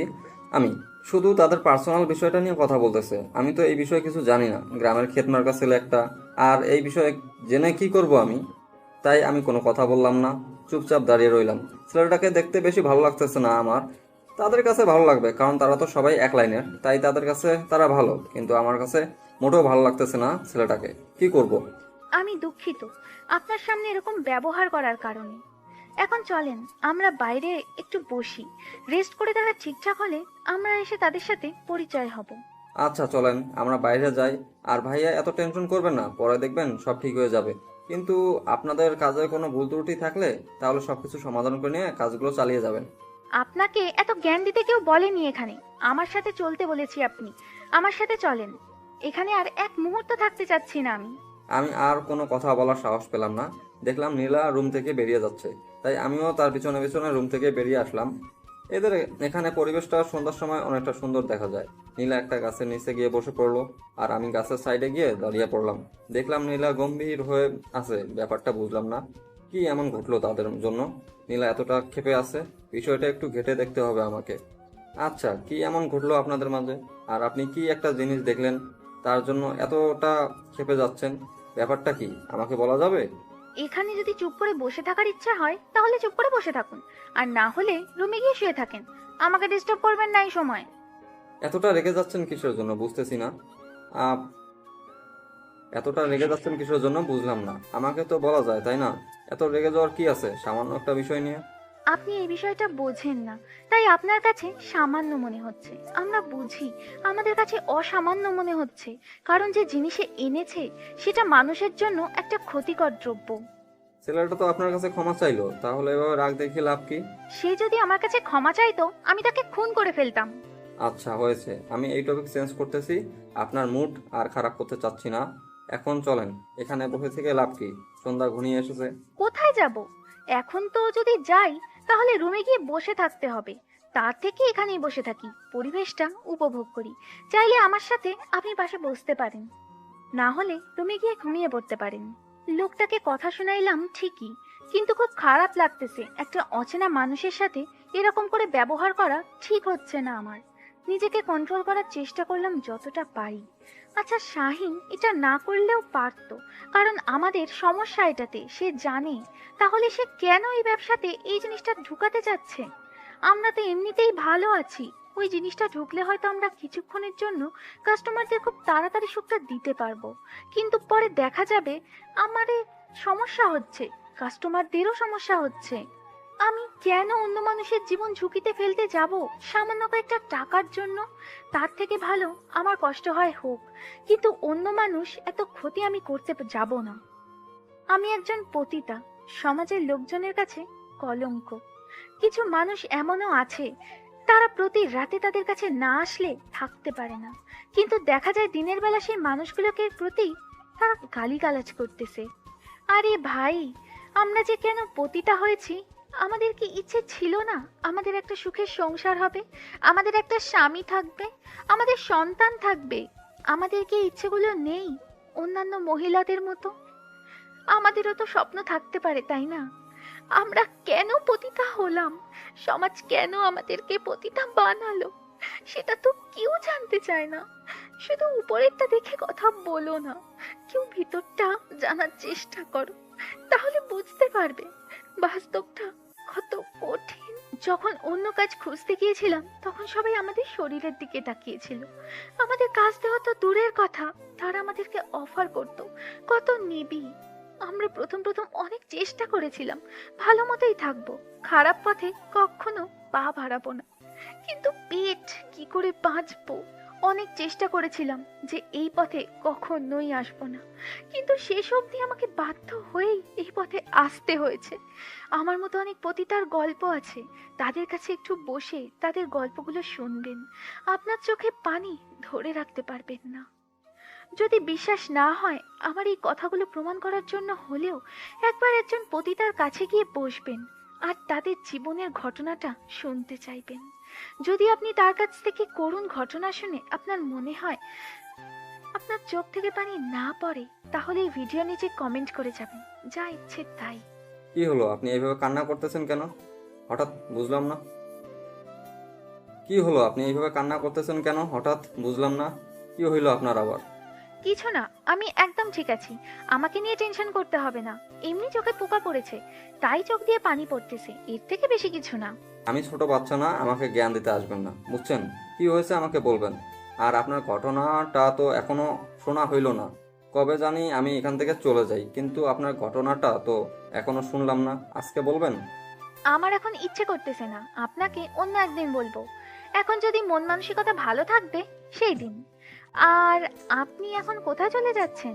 আমাদের এখানে থাকবেন না নাকি? আমাদের কাছে থাকতে আপনার ভালো লাগে না, যার জন্য ছেড়ে যাওয়ার কথা বলতেছেন? এমনি মজা করে বললাম, আপনি আবার সিরিয়াসলি নিয়ে নিতেছেন ব্যাপারটা, বুঝলাম না। মজা করলাম আপনার সাথে একটু। আচ্ছা, সেটা না হয় বুঝলাম। তাহলে এখন এখানে থেকে আমরা কি করব বলেন? তাদের সাথে কি একটু কথা বলা যাক? এত তাড়াতাড়ি আপনার সবকিছু ঠিক হয়ে গেল? আমার তো এখন যেতে ইচ্ছা করতেছে না। আপনার সাথে এখানে বসে থাকি, আর কিছুক্ষণ গল্প করি। আমাদের জীবনটা এরকম না যে বসে গল্প করব। আমার জীবনটা অন্য। আচ্ছা, আপনি তো এখন ভালো হয়ে যেতে পারেন এখন, তাই না? এই রাস্তা ছেড়ে দিয়ে ভালো হয়ে যান। চলেন দুজনে একসাথে কাজ করি। সেটা এখন সম্ভব না, কারণ আমি অনেকটা পথ হেঁটে এসেছি। এখন তো এই পথ থেকে ফেরার সম্ভাবনা নেই। মানুষের ইচ্ছাগুলো কি করতে না পারে? মানুষের ইচ্ছাগুলো সব করতে পারে। আপনি কেন এই রাস্তা ছেড়ে দিচ্ছেন না? সবাই আমাকে পতিতা হিসেবে চেনে। যেখানে যাব সবাই শুধু আমার রেট জানতে চাইবে। আর আপনার সাথে থাকলে তো আপনার মান সম্মান একটা বিষয় আছে, তাই না? আমার কোনো সমস্যা নেই, কারণ আমি একটা মানুষের ভালো রাস্তা দেখাচ্ছি। কে কি বলবে সেটা তো দেখার সময় নেই আমার। আপনি এইসব কাজ ছেড়ে দেন, আমার সাথে চলেন। কালকে একসাথে কাজ খুঁজবো, দেখবেন যে অন্যরকম একটা আনন্দ খুঁজে পাবেন। ভেবে দেখেন, কিন্তু ওখানে সবাই আমাকে পতিতা হিসেবে চেনে। আপনাকে অনেক কটু কথা শুনতে হবে, বুঝছেন? আমাকে ভালো করার থেকে আপনি আপনারটা দেখেন, তাহলেই ভালো হবে। কত সমস্যার সম্মুখীন হতে হয় সেটা আমি হব, আপনাকে এই বিষয় নিয়ে টেনশন করতে হবে না। আমি শুধু এটাই চাই যে আপনি ভালো হয়ে যান। আপনার আবার কি হলো হঠাৎ করে? আমাকে এত ভালো করার জন্য উঠে পড়ে লেগেছেন কিসের জন্য শুনি? সেটা পরে দেখা যাবে। গল্প করতে করতে তো সন্ধ্যা ঘনিয়ে আসলো। এখন চলেন, রান্না করবেন, আমার ক্ষুধা লেগেছে। আপনি এত পেচুক কেন বুঝি না। আসলে আমি যখন গ্রামে ছিলাম তখন সবকিছু টাইম মতো করতাম, তাই আমার সময় অতিক্রম হলে ক্ষুধা একটু বেশি লাগে। তাই বলে মাত্র সন্ধ্যা পার হইল এখনই রাতের ভাত খাবেন? এটা মানুষের কথা? আরে চলেন তো, আস্তে আস্তে সবকিছু জানতে পারবেন। আমরা গ্রামের ছেলে, তাই একটু তাড়াতাড়ি ঘুমিয়ে যাই। আচ্ছা হয়েছে, আর এত বকবক করতে হবে না, চলেন যাওয়া যাক। আর এখানে থাকা যাবে না। আরে গ্রামের ক্ষেত মার্কা ছেলে আমরা, আমাদের এসব মানায় নাকি? চলেন। আজব ব্যাপার, আমি কি বললাম আর আপনি কি উত্তর দিলেন বুঝলাম না তো। আপনাকে বুঝতে হবে না, বুঝছেন? এখন চলেন। আর কালকে থেকে আপনার ব্যবসা বদ্ধ, এটাই হলো বড় কথা। আপনি অযথা বৃথার চেষ্টা করতেছেন, আর আমাকে একটু স্বপ্ন দেখাচ্ছেন। কয়েকদিন পর এখান থেকে চলে যাবেন, আর আমাকে সেই আগের পতিতা হয়েই থাকতে হবে। সেটা সময় বলে দেবে। এখন আর আমি কোনো কথা বলতে চাচ্ছি না, আর আপনিও কোনো কথা বলবেন না। চলেন এখান থেকে। আমিও মানুষটার কথা মতো চুপ হয়ে গেলাম। মানুষটা সামনে যাচ্ছে আর আমি মানুষটার পেছনে পেছনে যাচ্ছি। দুজনেই চলে আসলাম রুমের ভিতরে। মানুষটা বিছানায় বসে পড়ল, আর আমি রান্না করার জন্য চাউল আর বাকি রান্না করার জন্য যে জিনিসপত্র লাগে সেগুলো নিয়ে রান্না করে চলে আসলাম। বুঝতেছি না মানুষটার মাথায় কি চলতেছে, এখন আবল তাবল কথা বলতেছে। বুঝলাম না তার মতি গতি। এখন দেখা যাক সময় কি বলে আর মানুষটা কি বলে। এখন তো একটা মানুষকে ভুল ভাবা আমার পক্ষে ঠিক না, বা বেশি কিছু ভাবা ঠিক না। আজ নিজের মনে অন্যরকম একটা অনুভূতি কাজ করতেছে, কেন নিজেও জানি না। লোকটা যখন থেকে আমাকে অনুরোধ করতেছে যে আমি যদি ভালো হয়ে যাই তার নাকি অনেক ভালো হবে, কিন্তু কেন? আমি এই বিষয় নিয়ে তো ভাবতেছি কিসের জন্য। তিনি বলতেই পারে, কিন্তু আমার তো আর এই রাস্তা ছেড়ে দেওয়া সম্ভব না, কারণ কত লোকের সাথে পরিচয় আছে, তারা তো আমাকে ডাকলে আমি না করতে পারবো না। আপু, আমি সত্যি সরি। আমি জানতাম না শাহিন এরকম একটা কাজ করবে। তুমি হয়তো আমাদের দুজনের উপর রাগ করে আছো, তাই না? হঠাৎ করে মিমি এসে একটা কথা বলল, যার জন্য আমার ধ্যানটা ভেঙে গেল। আমি মিমির দিকে তাকিয়ে দেখি মিমির চোখ লাল হয়ে আছে, মনে হচ্ছে কান্না করছে। শাহিন তোকে এই বিষয়টা জানিয়েছিল, কিন্তু তুই আমাকে সেটা বলিসনি। কিন্তু কিসের জন্য বল? আমাকে জানিয়েছিল সেটা, কিন্তু আমি ভয় পেয়েছিলাম তোকে কিভাবে বলবো কথাটা। আমি ভেবেছিলাম শাহিন আসলে দুজনে একসাথে বসে কথা বলবো তোর সাথে, কিন্তু তুই তো সব দেখে নিলি নিজেই, আর সবকিছু তো ফেলে দিলাম। তাহলে এখনো কি আমার উপর রাগ করে থাকবি তুই? আমি এখন কোনো কথা শুনতে চাচ্ছি না তোর মুখ থেকে, তো এখান থেকে চলে যা রে। তোর সাথে এই বিষয় নিয়ে পরে কথা হবে। এখন দেখতেছিস না যে রান্না করতেছি? এখন যদি তোর কথা কানে আসে তাহলে রাগ উঠে যাবে, তাই প্লিজ তুই এখান থেকে চলে যা। শাহিনের সাথে কথা বল, তার সাথে আড্ডা দে, পরে তোকে ডেকে নিয়ে এই বিষয় নিয়ে আমি কথা বলবো। প্লিজ মন খারাপ করিস না। আমি বুঝতে পারতেছি ব্যাপারটা। তুমি আমাদের উপর রাগ করে আছো, প্লিজ আপু, ক্ষমা করে দাও। বললাম তো এখন কথা বলতে ইচ্ছা করতেছে না। তুই তো রুমে যা, শাহিনকে সময় দে, পরে তোকে ডেকে নিয়ে এ বিষয়ে কথা বলবো। এখানে এখন থাকার থেকে না থাকাই ভালো তোর। আপু, একবার যদি ভেবে দেখিস ব্যাপারটা তাহলে ভালো হতো। আমি হাজারবার এই বিষয়টা নিয়ে ভেবে দেখব, কিন্তু এখন তুই এখান থেকে চলে যা, আমি রান্না করতেছি। আপুকে দেখে বোঝা যাচ্ছে অনেকটা রেগে যাচ্ছি আমার উপর, তাই সেখানে আর এক মুহূর্ত থাকলাম না, চলে আসলাম। এসে দেখি শাহিন বসে বসে কি জানি ভাবতেছে। আমি শাহিন কোনো কিছু না বলে শাহিনের পাশ কাটিয়ে গিয়ে বিছানায় শুয়ে পড়লাম। আপু কি এখনো আমাদের উপর রেগে আছে? তোমাকে কি বললো? ক্ষমা করে দিয়েছে নাকি উল্টো রাগ দেখিয়েছে? তোমাকে কত করে মানা করলাম যে ওই জিনিসগুলো নিয়ে আমার বাসায় এসো না, তুমি তো আমার কথা শুনলে না। এখন দেখলে তো আমি বলেছিলাম যে আপু রাগ করবে, তারপরও তুমি আমার কথা শুনলে না। এখন তুমি যাও, গিয়ে আপুকে বুঝিয়ে আসো। আমাকে তো যাতা শুনিয়ে দিল। মন খারাপ করিও না, দেখবে পরে আপু তোমাকে সব কিছু বুঝিয়ে বলবে। দেখি কতক্ষণ পর আপুর রাগটা ভাঙিয়ে এখন চুপচাপ শুয়ে থাকতো। মিমির সাথে এরকম ব্যবহার করা আমার ঠিক হলো না। কি জানি কি ভাবতেছে আমাকে নিয়ে। আজকে প্রথমবার মিমির সাথে এত কঠিনভাবে কথা বললাম। এর আগে কখনো এত কঠিনভাবে মিমির সাথে কথা বলিনি। মিমি অনেক দুঃখ পেয়েছে হয়তো আমার কথায়। দুঃখ পাবে, কারণ আমি তো তাকে ভালো মতো কথা বললাম না, উল্টা তাকে ঝাড়ি মারলাম আর বললাম যে তার কথা এখন আমার কানে আসলে আমার নাকি বিরক্ত লাগবে। এটা কি ধরনের কথা বললাম আমি? এটা তো আমার সাথে মানায় না। আমি কেন মিমিকে এত দুঃখ দিয়ে কথা বললাম?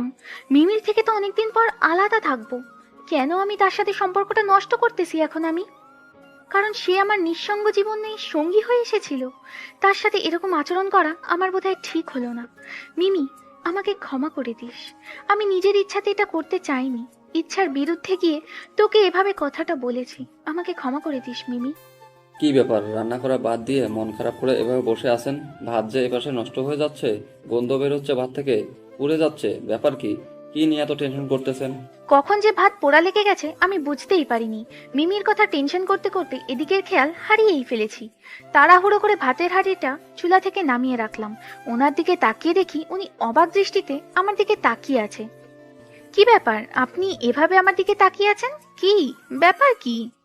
আচ্ছা বলেন তো, আজকে আপনার কি এমন হয়েছে যার জন্য আপনি বারবার কান্না করতেছেন? ব্যাপার কি? আপনার কি চোখে সমস্যা আছে? আমি রান্না করতেছি, আর রান্না করতে আসলে আমার চোখ দিয়ে পানি পড়ে। আমি কান্না করতেছি না তো? আর কত আমার সামনে এভাবে অভিনয় করবেন? বুঝতেছি না, ভালোই তো অভিনয় করতে পারেন। আরে, আমি কি অভিনয় করলাম? আপনিও এখানে বসে থাকেন, চুলার ধোঁয়া এসে আপনার চোখেও লাগবে, আর আপনার চোখ থেকেও পানি পড়বে। বিশ্বাস না হলে এখানে বসে থাকেন। আচ্ছা হয়েছে, আর ঝগড়া করতে চাচ্ছি না আপনার সাথে। তাহলে রান্নাটা কত দূর?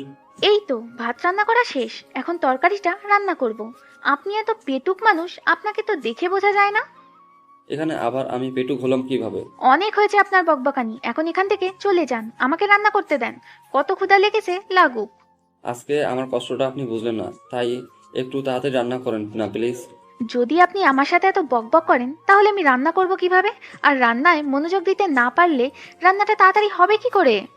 রান্না করতে আমার মনোযোগ দিতে হয়, আজকে প্রথম শুনলাম। রান্না করতে মনোযোগ দিতে হয় না, এটা আজকে আমি আপনার মুখ থেকে প্রথম শুনলাম।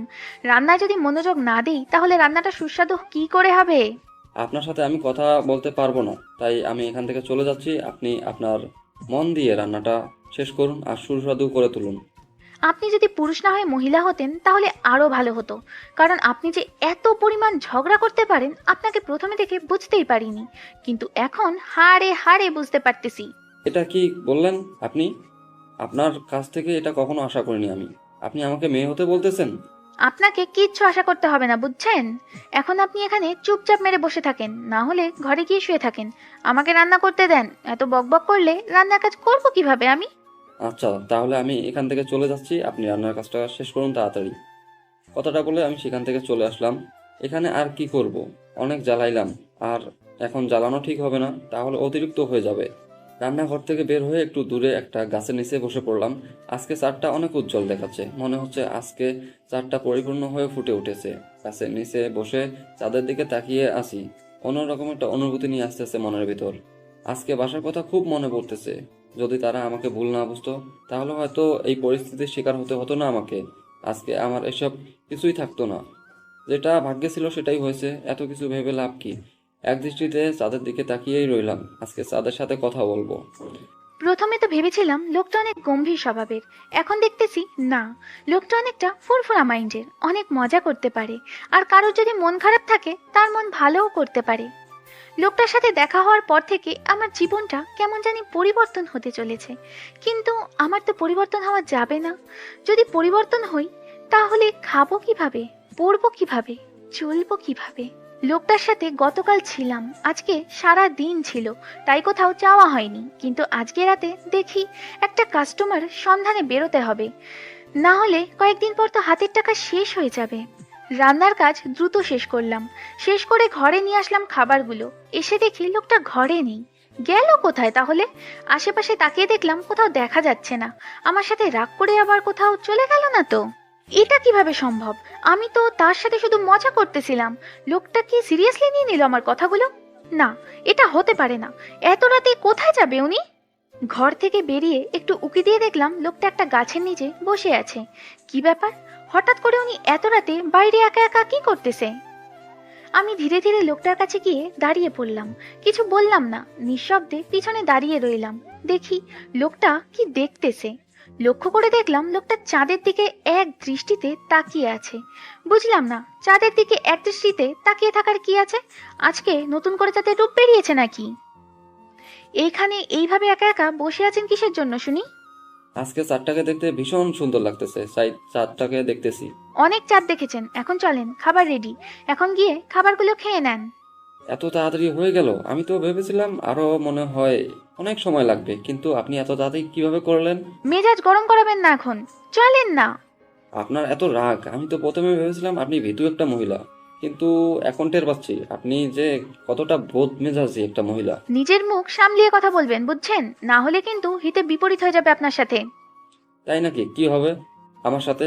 শুনতে চাই আমি একটু। ভালোবাসে না বলেছিলাম, তাহলে আজকে আপনাকে বাইরে থাকতে হবে, আমি গিয়ে রুমের দরজা দিয়ে শুয়ে পড়বো। মিমির সাথে কথা বলবেন না? আজকে কথা বলতে ইচ্ছা করতেছে না, এখন চলেন, এখানে আর থাকতে ইচ্ছা করতেছে না। গিয়ে খাবারগুলো খেয়ে নেন, গরম গরম, ঠান্ডা হয়ে গেলে ভালো লাগবে না। আর কিছুক্ষণ এখানে বসে থাকি? ভালো লাগতেছে? আপনিও বসেন, দেখবেন যে আপনারও ভালো লাগবে। ভালো লাগার গুষ্টি কিলাই, আমাকে বাইরে যেতে হবে, বুঝছেন? আমার হাতে টাকা নেই, আর এভাবে বসে খাইলে 2 দিন পর আমার হাত শূন্য হয়ে যাবে, তখন খাবো কিভাবে? আপনাকে কি বলছি আর আপনি এসব কি বলতেছেন? বলছি না কালকে একসাথে কাজ করতে যাব, আপনাকে আর এইসব কাজ করতে হবে না। এত সহজে তো আর এই কাজ ছেড়ে দেওয়া যায় না, তাই না? আমাকে কাজ চালিয়ে যেতেই হবে। আমি যেহেতু বলেছি আপনাকে ভালো করে ছাড়বো, তো আপনাকে আমি কোথাও যেতে দিচ্ছি না। আপনার সাথে এখানে অযথা তর্ক করতে চাচ্ছি না, চলেন খাবারগুলো খেয়ে নিবেন। এখানে বসে পড়েন এত রাগ না দেখিয়ে, দেখবেন যে এই শীতল বাতাসে আপনার প্রাণটা ঠান্ডা হয়ে যাবে। একটু আগে না বললেন আপনার খুব খিদা লেগেছে, আর এখন বলতেছেন শীতল বাতাসে প্রাণ ঠান্ডা হয়ে যাবে? মজা করতেছেন আমার সাথে? ভালো লাগবে আপনার এই শীতল বাতাস খেয়ে, দেখেন মন ঠান্ডা হয় কিনা।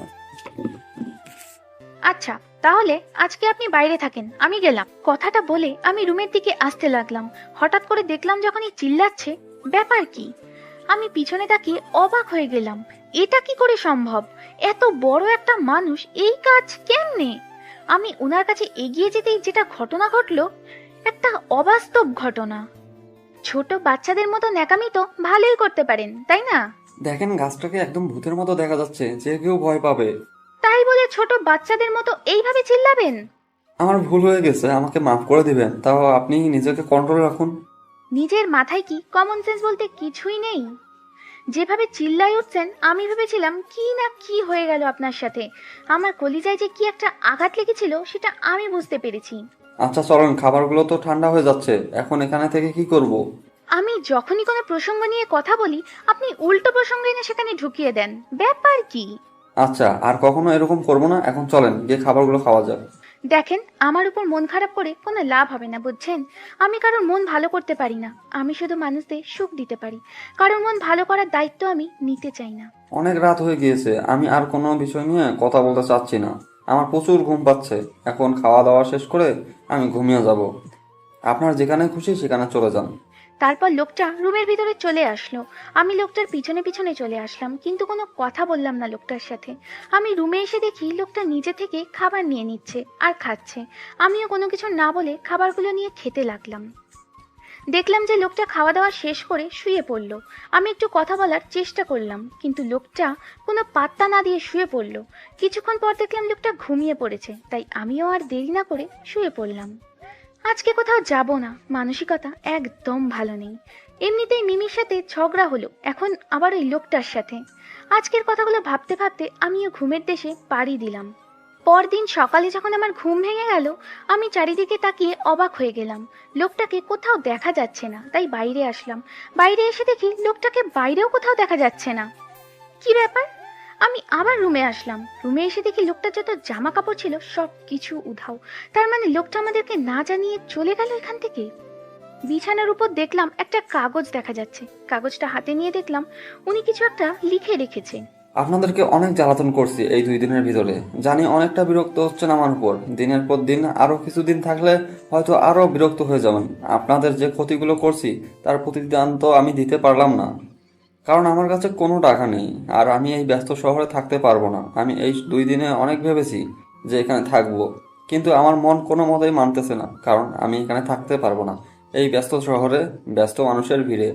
আমি একটা গ্রামের সহজ সরল ছেলে, আমাকে এই শহরে মানায় না। আপনাদের কাছে অনেক ভুল ত্রুটি করেছি, ক্ষমা করে দিবেন আমাকে। আর বলে যাচ্ছি না, কিছু মনে করিয়েন না। যদি আবার কখনো ফিরে আসি এই শহরে, অবশ্যই এই জায়গাটাতে আসবো, কারণ এই জায়গাটাতে অনেক কিছু রয়ে গেল আমার। আপনাকে ভালো করতে চেয়েছিলাম, কিন্তু পারলাম না, তার আগেই চলে যেতে হচ্ছে আমাকে। মাফ করে দিবেন। আর একটা কথা বলবো, পারলে ভালো হয়ে যান। এই জীবনটা কখনো জীবন না, তাই। সামান্য একটা কথা বলেছিলাম, তার জন্য অভিমান করে চলে যেতে হবে? এটা আমি মেনে নিতে পারতেছি না। কেন আমি এরকম করতে গেলাম তার সাথে কালকে?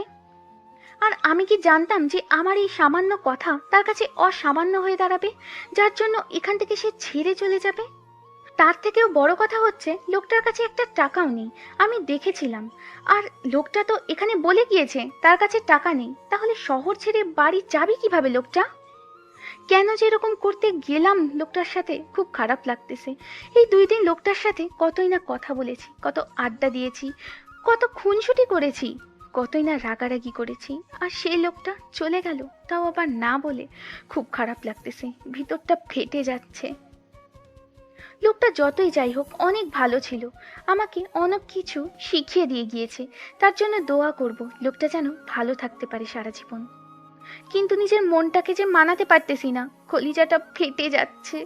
কেন এরকম করতে গেলাম কালকে রাতে? এরকম একটা আচরণ করা ঠিক হয়নি। তার সাথে খারাপ আচরণ না করলেও পারতাম। লোকটা তো এমনিতেই একটু ভয় পায়। কিরে, এভাবে কান্না করছিস কিসের জন্য? তোর আবার আজকে কি হলো নতুন করে? লোকটা চলে গিয়েছে রে মিমি। কি বলছিস? কখন গেল? রাতে গিয়েছে, আমাকে কিছু বলে নাই। এই দেখ চিঠি। কি বলিস? এভাবে উনি চলে গেল কিসের জন্য? আমি তো লোকটার সাথে ভালো মতো কথাই বলিনি, তার আগেই চলে গেল। এখন আমি কি করব বল? লোকটার সাথে কিছু কথা ছিল আমার। এত টেনশন করিস না তো। টেনশন করলে তুই আবার অসুস্থ হয়ে যাবি। তোকে নিয়ে আবার আমি পরে টেনশন করতে পারবো না। আমি নিজেও জানি না আমার এত খারাপ লাগতেছে কিসের জন্য, কিন্তু প্রচুর খারাপ লাগতেছে। লোকটার সাথে যদি শেষবারের মতো কিছু কথা বলতে পারতাম।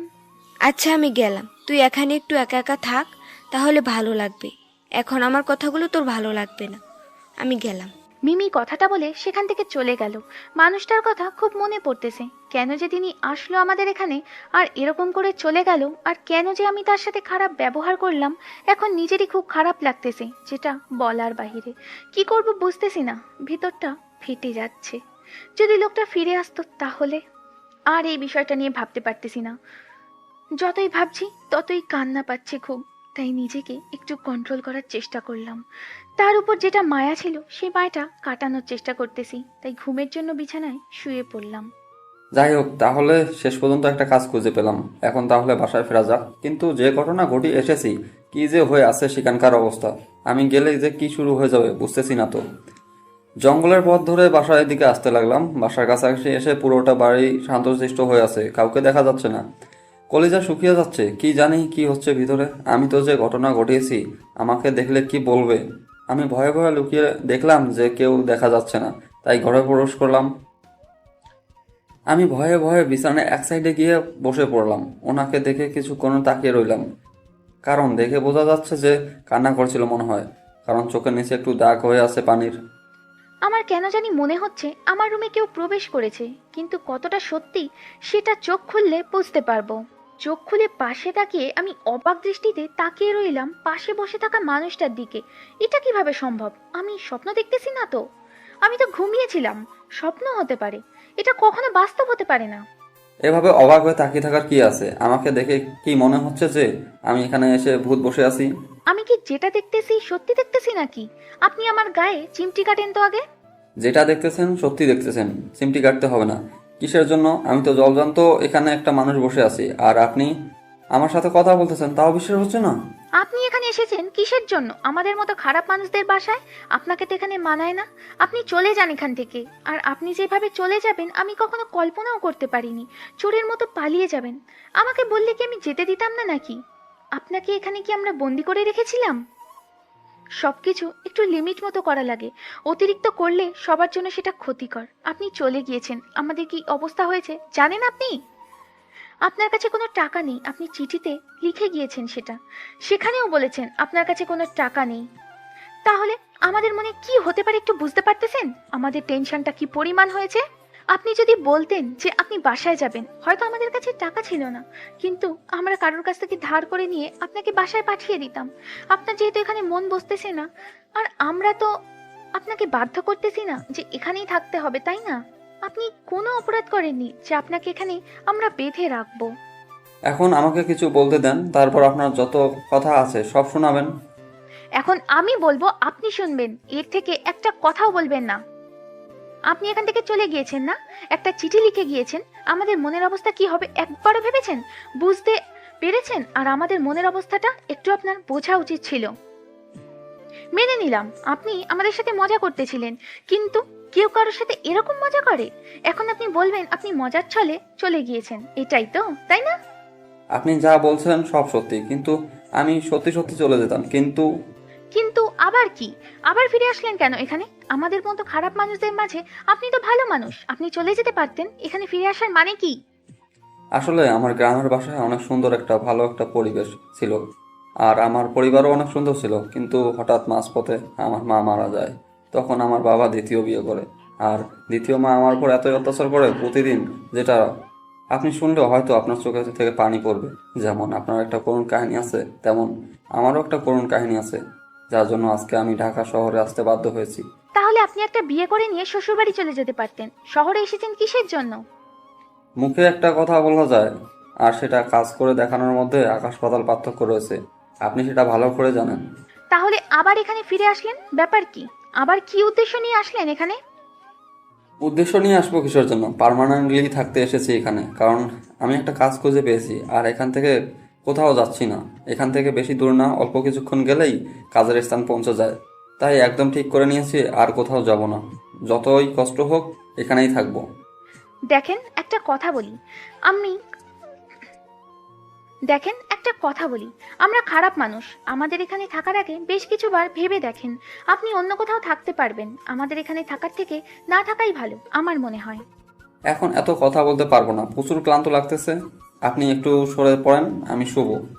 আমার প্রশ্নগুলোর উত্তর দিবেন, তারপর কত ক্লান্ত লেগেছে সেটা আপনার ব্যাপার, কিন্তু আমার প্রশ্নগুলো এখনই উত্তর চাই। সব সময় রাগ দেখালে কি ভালো লাগে? বলতেছি না, ঘুম পাচ্ছে খুব। আমি এখন ঘুমাবো, আপনি আপনার কাজগুলো শেষ করে নেন। অনেক শুয়েছিলেন, এখন যান। আজব কথাবার্তা বলতেছেন তো। আমি কি বলতেছি আর উনি কি বলতেছেন? রাগ তোলাবেন না কিন্তু আমার। অনেক তো কান্না করেছেন, এখন খুশিতে গিয়ে রান্না করে আনেন রাত্রের জন্য। কে বলেছে আমি কান্না করছি? আপনি নিজের মুখটা বন্ধ রেখে শুয়ে থাকেন, ফালতু লোক কোথাকার। আমি ফালতু লোক সেটা আপনাকে বলতে হবে না, আপনি যান আর নিজের কাজগুলো করে আসেন গিয়ে। ওনাকে রাগ দেখাচ্ছি ঠিকই উপরে উপরে, কিন্তু ভেতরে অনেকটা ভালো লাগতেছে উনি ফিরে এসেছে তার জন্য। এখন মনের মধ্যে অনেক শান্তি কাজ করতেছে, কারণ লোকটা হঠাৎ করে চলে গিয়েছিল না বলে। তাই এত পরিমাণ কষ্ট হবে আমি কখনো ভাবতে পারি না একটা অচেনা লোকের জন্য। যাই হোক, লোকটাকে দেখলাম উনি শুয়ে পড়লো, মনে হচ্ছে অনেক ক্লান্ত হয়েছে। তাই আমি রান্নাঘরে চলে আসলাম। ওনার জন্য কিছু নাস্তা রেডি করতে হবে, সারাদিন কাজ খুঁজতেছিল, তার জন্য কোনো কিছু খাইতে পারিনি, আর তার কাছে তো টাকা নেই, খাবে কি করে? কিরে, তোর নাকি মাথা ব্যথা করতেছে? মন খারাপ এখনো? আবার রান্নাঘরে ব্যাপার কি? আমি রান্না করতেছি, তুই শুয়ে থাক। যার জন্য মন খারাপ ছিল সে তো এখন এখানে চলে এসেছে, তাই মনটা ভালো হয়ে গিয়েছে। আর তার জন্য ভালো কিছু রান্না করবো আজকে। তুই গিয়ে শাহিনের সাথে কথা বল। শাইনের সাথে পরে কথা বলবো, আগে মানুষটার সাথে কথা বলে আসি। আজকে 3 দিন হয়ে যায়, তার সাথে ভালো মতো কথা বলতে বলতে পারিনি। নাকি তোর আবার হিংসা হবে যদি আমি যাই আর কিছু করি তার সাথে? যা ইচ্ছা করতে পারিস, আমার এটা নিয়ে কোনো সন্দেহ নেই, কারণ মানুষটা এত ভালো তোকে কাছে যেতেই দেবে না। আচ্ছা, তোর মুখে তো তার অনেক প্রশংসা শুনেছি, আর এখন শুনতেছি। এখন আমি যাই, দেখি। আচ্ছা কথা বল, কিন্তু শান্তশিষ্টভাবে কথা বলিস। লোকটা অনেক ভদ্র, এই কথাটা মাথায় রাখিস। আমাকে নিয়ে কোনো টেনশন করতে হবে না তোকে। তুই তোর কাজ কর, আমি আমার কাজ করতেছি গিয়ে। কথাটা বলে মিমি আমার এখান থেকে চলে গেল আমাদের রুমে, আর আমি এদিকে রান্নায় মনোযোগ দিলাম, কারণ আজকে ভালো কিছু রান্না করতে হবে। মানুষটা এখানে এসেছে থেকে ভালো কিছু খাইতে পারে না। আজকে মন ভালো আর হাতে টাকাও আছে, তাই কোনো টেনশন হচ্ছে না। ভালো কিছু বাজার করে নিয়ে আসা হয়েছে শাহিনের জন্য। এখন যেহেতু মানুষটাও এসেছে, তাহলে একসাথে দুইটাই হয়ে যাবে। মনটাও ভালো থাকবে আর রান্নাটাও সেই মজাদার হবে আজকে। কি ব্যাপার, আপনাকে তো আজকে দেখতে পেলাম না, কোথায় গিয়েছিলেন? আমি শুয়েছিলাম, হঠাৎ করে দেখলাম একটা মেয়ে আমাদের রুমে চলে আসলো। আমি সেই দিকে খেয়াল না করে শুয়েছিলাম, কিন্তু হঠাৎ করে মেয়েটা যখন কথা বললো তখন বুঝতে পারলাম মেয়েটা আর কেউ না, মিমি। তাই উঠে পড়লাম বিছানার উপরে। কাজ খোঁজার জন্য বাইরে গিয়েছিলাম সকালে, কিন্তু একটা অঘটন ঘটিয়েছিলাম, যার জন্য আমি একান্তভাবে সরি। আমি জানি আপনারা অনেক কষ্ট পেয়েছেন আমার এই ব্যবহারের জন্য। সেটা না হয় বুঝলাম, কাজ করতে গিয়েছিলেন, কিন্তু আমাদের অত্যন্ত একটু জানিয়ে যেতেন, তাহলে তো আমরা আর এত টেনশন করতাম না।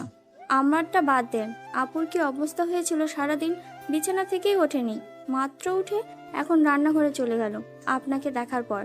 তার জন্য আমি আবারও আপনাদের কাছ থেকে ক্ষমা চাচ্ছি, আমাকে ক্ষমা করে দিবেন। আমি আর কখনো এরকম করব না। আর সব থেকে বড় কথা হচ্ছে যে আমি আপনাদেরকে ছেড়ে আর কখনো যাচ্ছি না, কারণ এইখানে একটা কাজের সন্ধান পেয়েছি। এখানে কাজ করব আর এখানে থাকবো। এটা তো অনেক খুশির একটা কথা।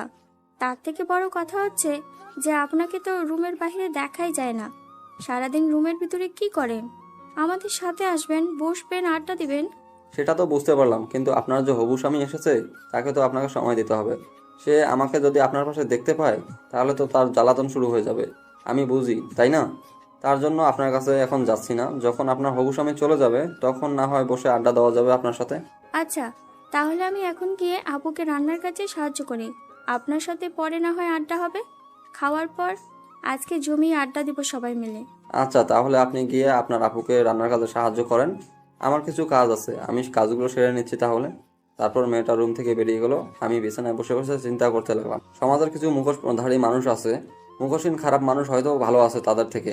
এটা আমার কাছে একটা বাস্তব উদাহরণ হয়ে থাকবে, কারণ আমি তো আজকে 3 দিন হলাম এখানে আছি। এদের ব্যবহার দেখে আমি মুগ্ধ। এরা যতই খারাপ হোক না কেন, এরা অতিথিকে কখনোই অসম্মান করে না। সমাজের এমন লোক আছে যে সবাইকে দেখাবে ভালো, কিন্তু তার ভিতরে খোঁজ খবর নিয়ে দেখেন জঘন্যতম খারাপ সে। প্রতি রাতেই পতিতার কাছে আসে, আর দিনের বেলা পতিতার যত বাজে গালি দেয়। আর তারাই প্রতি রাতে পতিতার কাছে আসে, কিন্তু উপরে উপরে নিজেদের কতটা যে ভালো দেখায় সেটা হয়তো আমরা বুঝতে পারি না, কারণ তারা তো সমাজে মুখোশের আড়ালে থাকে। আমার মনে হচ্ছে এখন সমাজের পতিতারাই হয়তো খারাপ, কিন্তু তাদের মনের ব্যাপারগুলো অনেক ভালো। আর তাদের পেশাটা জঘন্যতম, কিন্তু তারা কি এই জঘন্যতম পেশাটা গ্রহণ করলো সেটাও তো আমাদেরকে ভাবতে হবে। আমরা যদি সকল শ্রেণীর মানুষদের কাজের সুযোগ করে দেই তাহলে কখনো একটা মেয়ে পেটের জন্য পতিতা হয়ে যাবে না। কি ব্যাপার, এত তাড়াতাড়ি তোকে রুম থেকে বের করে দিল? কি বলেছিস তাকে, নাকি খারাপ কিছু কথা বলেছিস? তোর মাথায় সবসময় কি ঘোরে শুনি? আমি একটা ভালো লোকের সাথে কথা বলে আসলাম, ভালো কথা বলবি তা না বলে উল্টোপাল্টা কথা বলতেছিস।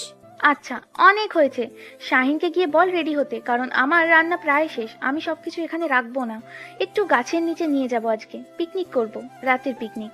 আজকে আবার নতুন করে তোর মনে এত পিরিত উঠলো কিসের জন্য?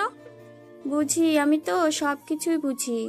যা বুঝিস ভালোই বুঝিস। এখন তোকে যেটা করতে বলতেছি সেটাই কর, বেশি কথা বলবি না। এখন থেকে তো তোর শক্তি দ্বিগুণ হয়ে গেল। এখন আমাকে ঝাড়ি মারবি, ঝাঁটাপিটা করবি, আরো কত কি করবি, আর কত কি যে দেখতে হবে আমাকে। আবার কি শুরু করলি তুই? বলছি না এখান থেকে চলে যা, বেশি ভালো হবে না বলে দিলাম এখন। আরে এত খেপে যাচ্ছিস কিসের জন্য? একটু কথা বলতেছি, কথা বলতে দে। খেপে গেলে কেমন করে তোকে নিয়ে একটু মজা করব বল? আমাকে নিয়ে তোকে কোনো মজা করতে হবে না, এখান থেকে চলে যা। আমি রান্না করতেছি, সবসময় রান্না করার সময় ডিস্টার্ব করিস, ভালো লাগে না। রান্না করার সময় যদি কেউ ডিস্টার্ব করে তাহলে আমার রাগ উঠে যায়। অনেক শুনেছি, আর শুনতে ইচ্ছে করতেছে না। এখন আমি যাচ্ছি, আমার কান ঝালাপালা হয়ে গেল। আরো ঝালাপালা হয়ে যাবে তোর কান। তুই এখন এখান থেকে চলে যা, না হলে কানে পরে শুনবি না। এই অল্প বয়সে আমি বয়রা হতে চাচ্ছি না, তাই আমি এখান থেকে চলে যাচ্ছি। তুই তোর রান্নাগুলো কর মন দিয়ে, আর রান্না যদি একটু খারাপ হয়েছে তাহলে দেখে নেবো তোকে। আচ্ছা, যখন খাবি তখন প্রশংসা করবে, এখন এখান থেকে চলে যা, ভাগ। তুই আমাকে শেষ পর্যন্ত এইভাবে কথাগুলো বলতে পারলি? আমি কখনো কল্পনা করতে পারিনি তুই আমাকে এভাবে কথা শোনাবি আজকে দিন খারাপ বলে। কথাটা বলে মিমি সেখান থেকে হন হন করে চলে গেল। আমি হাসতে হাসতে শেষ মিমির কাণ্ড দেখে। মিমি পিছনে ঘুরে আমাকে দেখে ভেঙচি কাটলো মুখ দিয়ে, কেটে আবার চলে গেল। রুমে গিয়ে রুমের দরজা দিয়ে দিল। এখন কি করে পরে দেখা যাবে। আমি রান্নার কাজটা দ্রুত শেষ করে নিলাম, কারণ রাত হয়ে যাচ্ছে অনেক, আর আমার তো একটা পেটুক মানুষ আছে, একটু রাত হলেই তো আবার এখানে এসে ঘ্যান ঘ্যান শুরু করে দিবে। রান্না কত দূর, কি কত দূর।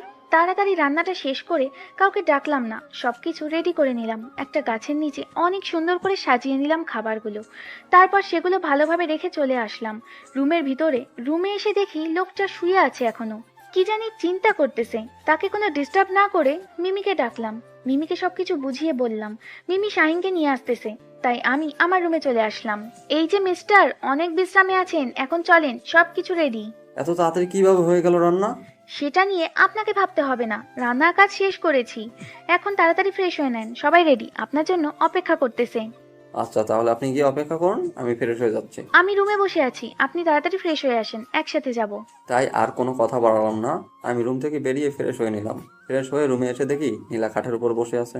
কই, আমি বাইরে তো কাউকে দেখতে পেলাম না, ওরা কোথায়?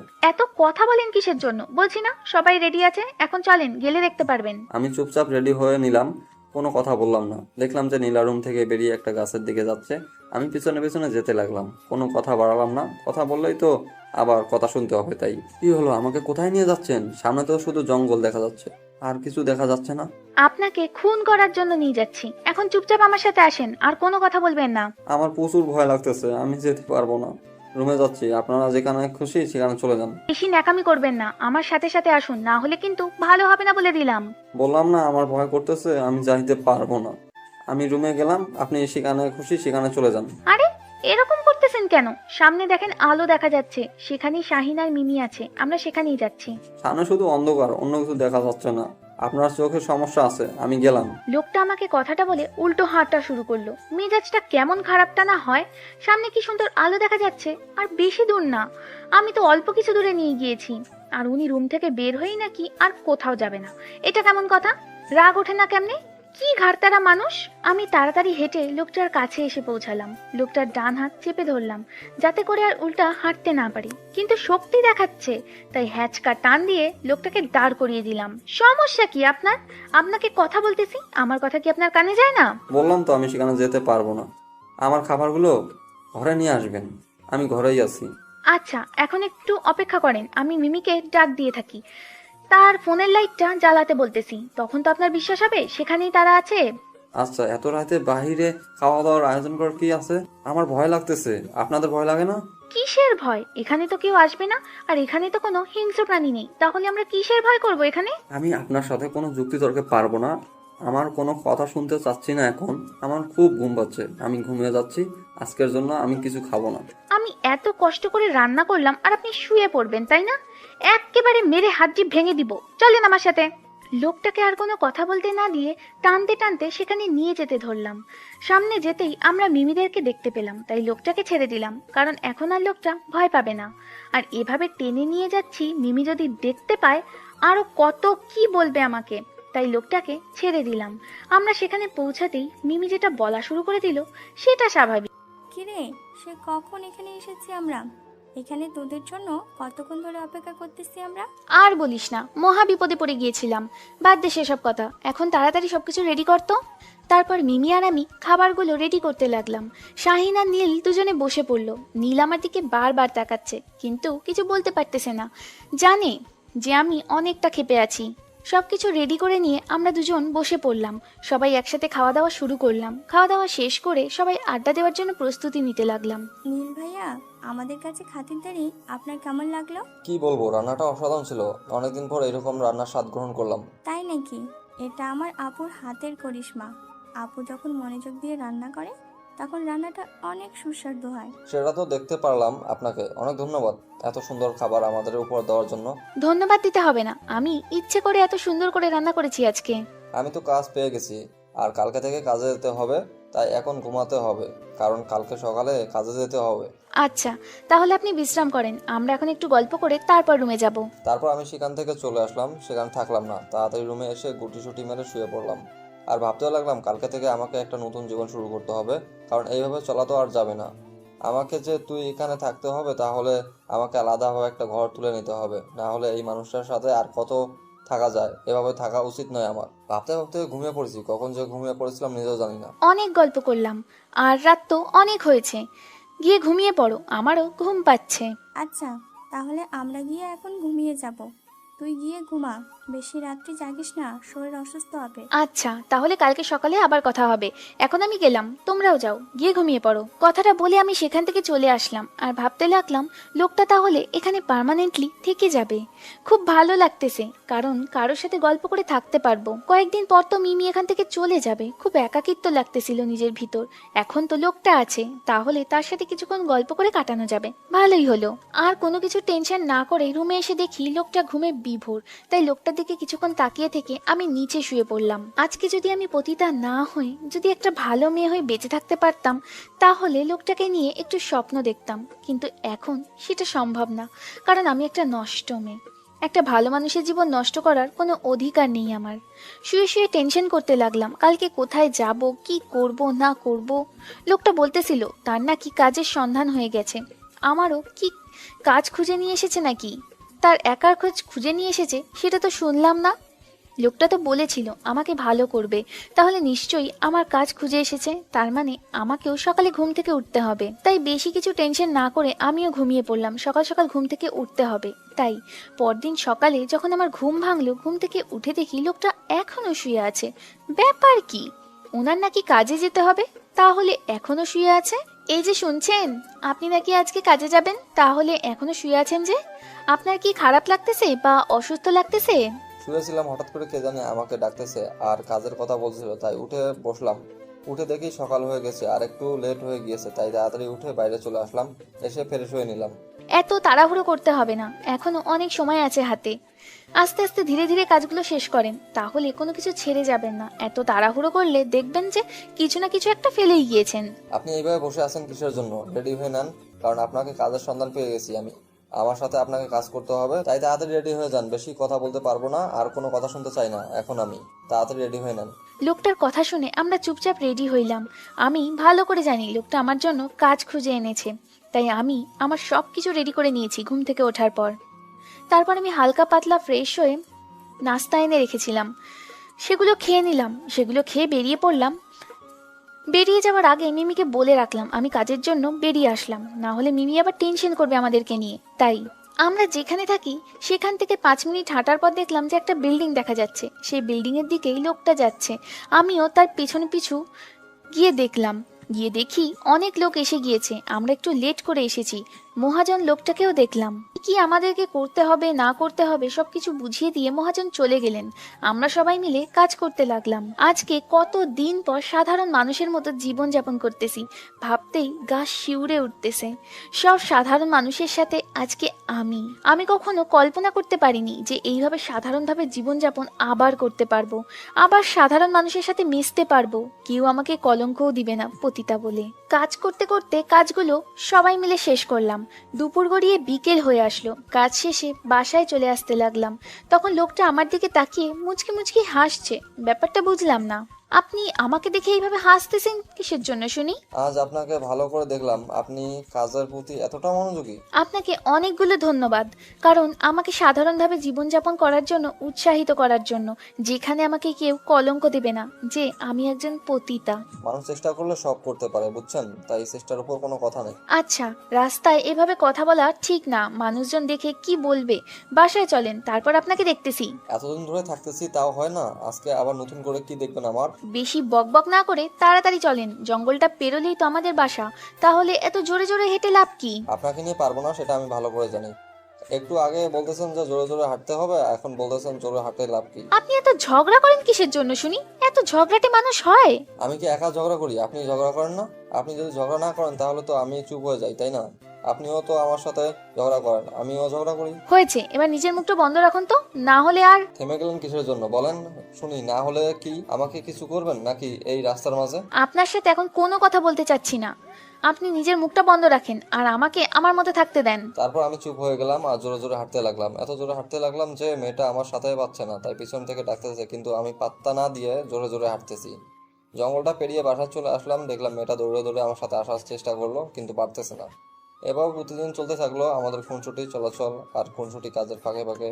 এইভাবে দিনগুলো অতিবাহিত হতে লাগলো, প্রায় 2 মাস কেটে গেল। অনেকদিন তো একসাথে থাকলাম, এখন তো আমাকে আলাদা করে একটা ঘর তুলতে হবে, তাই না? কারণ কতদিন আর আপনার সাথে এভাবে থাকা যায়? পার্মানেন্টলি কিছু করতে হবে আমাকে। আমি কি বলছি আমার সমস্যা হচ্ছে?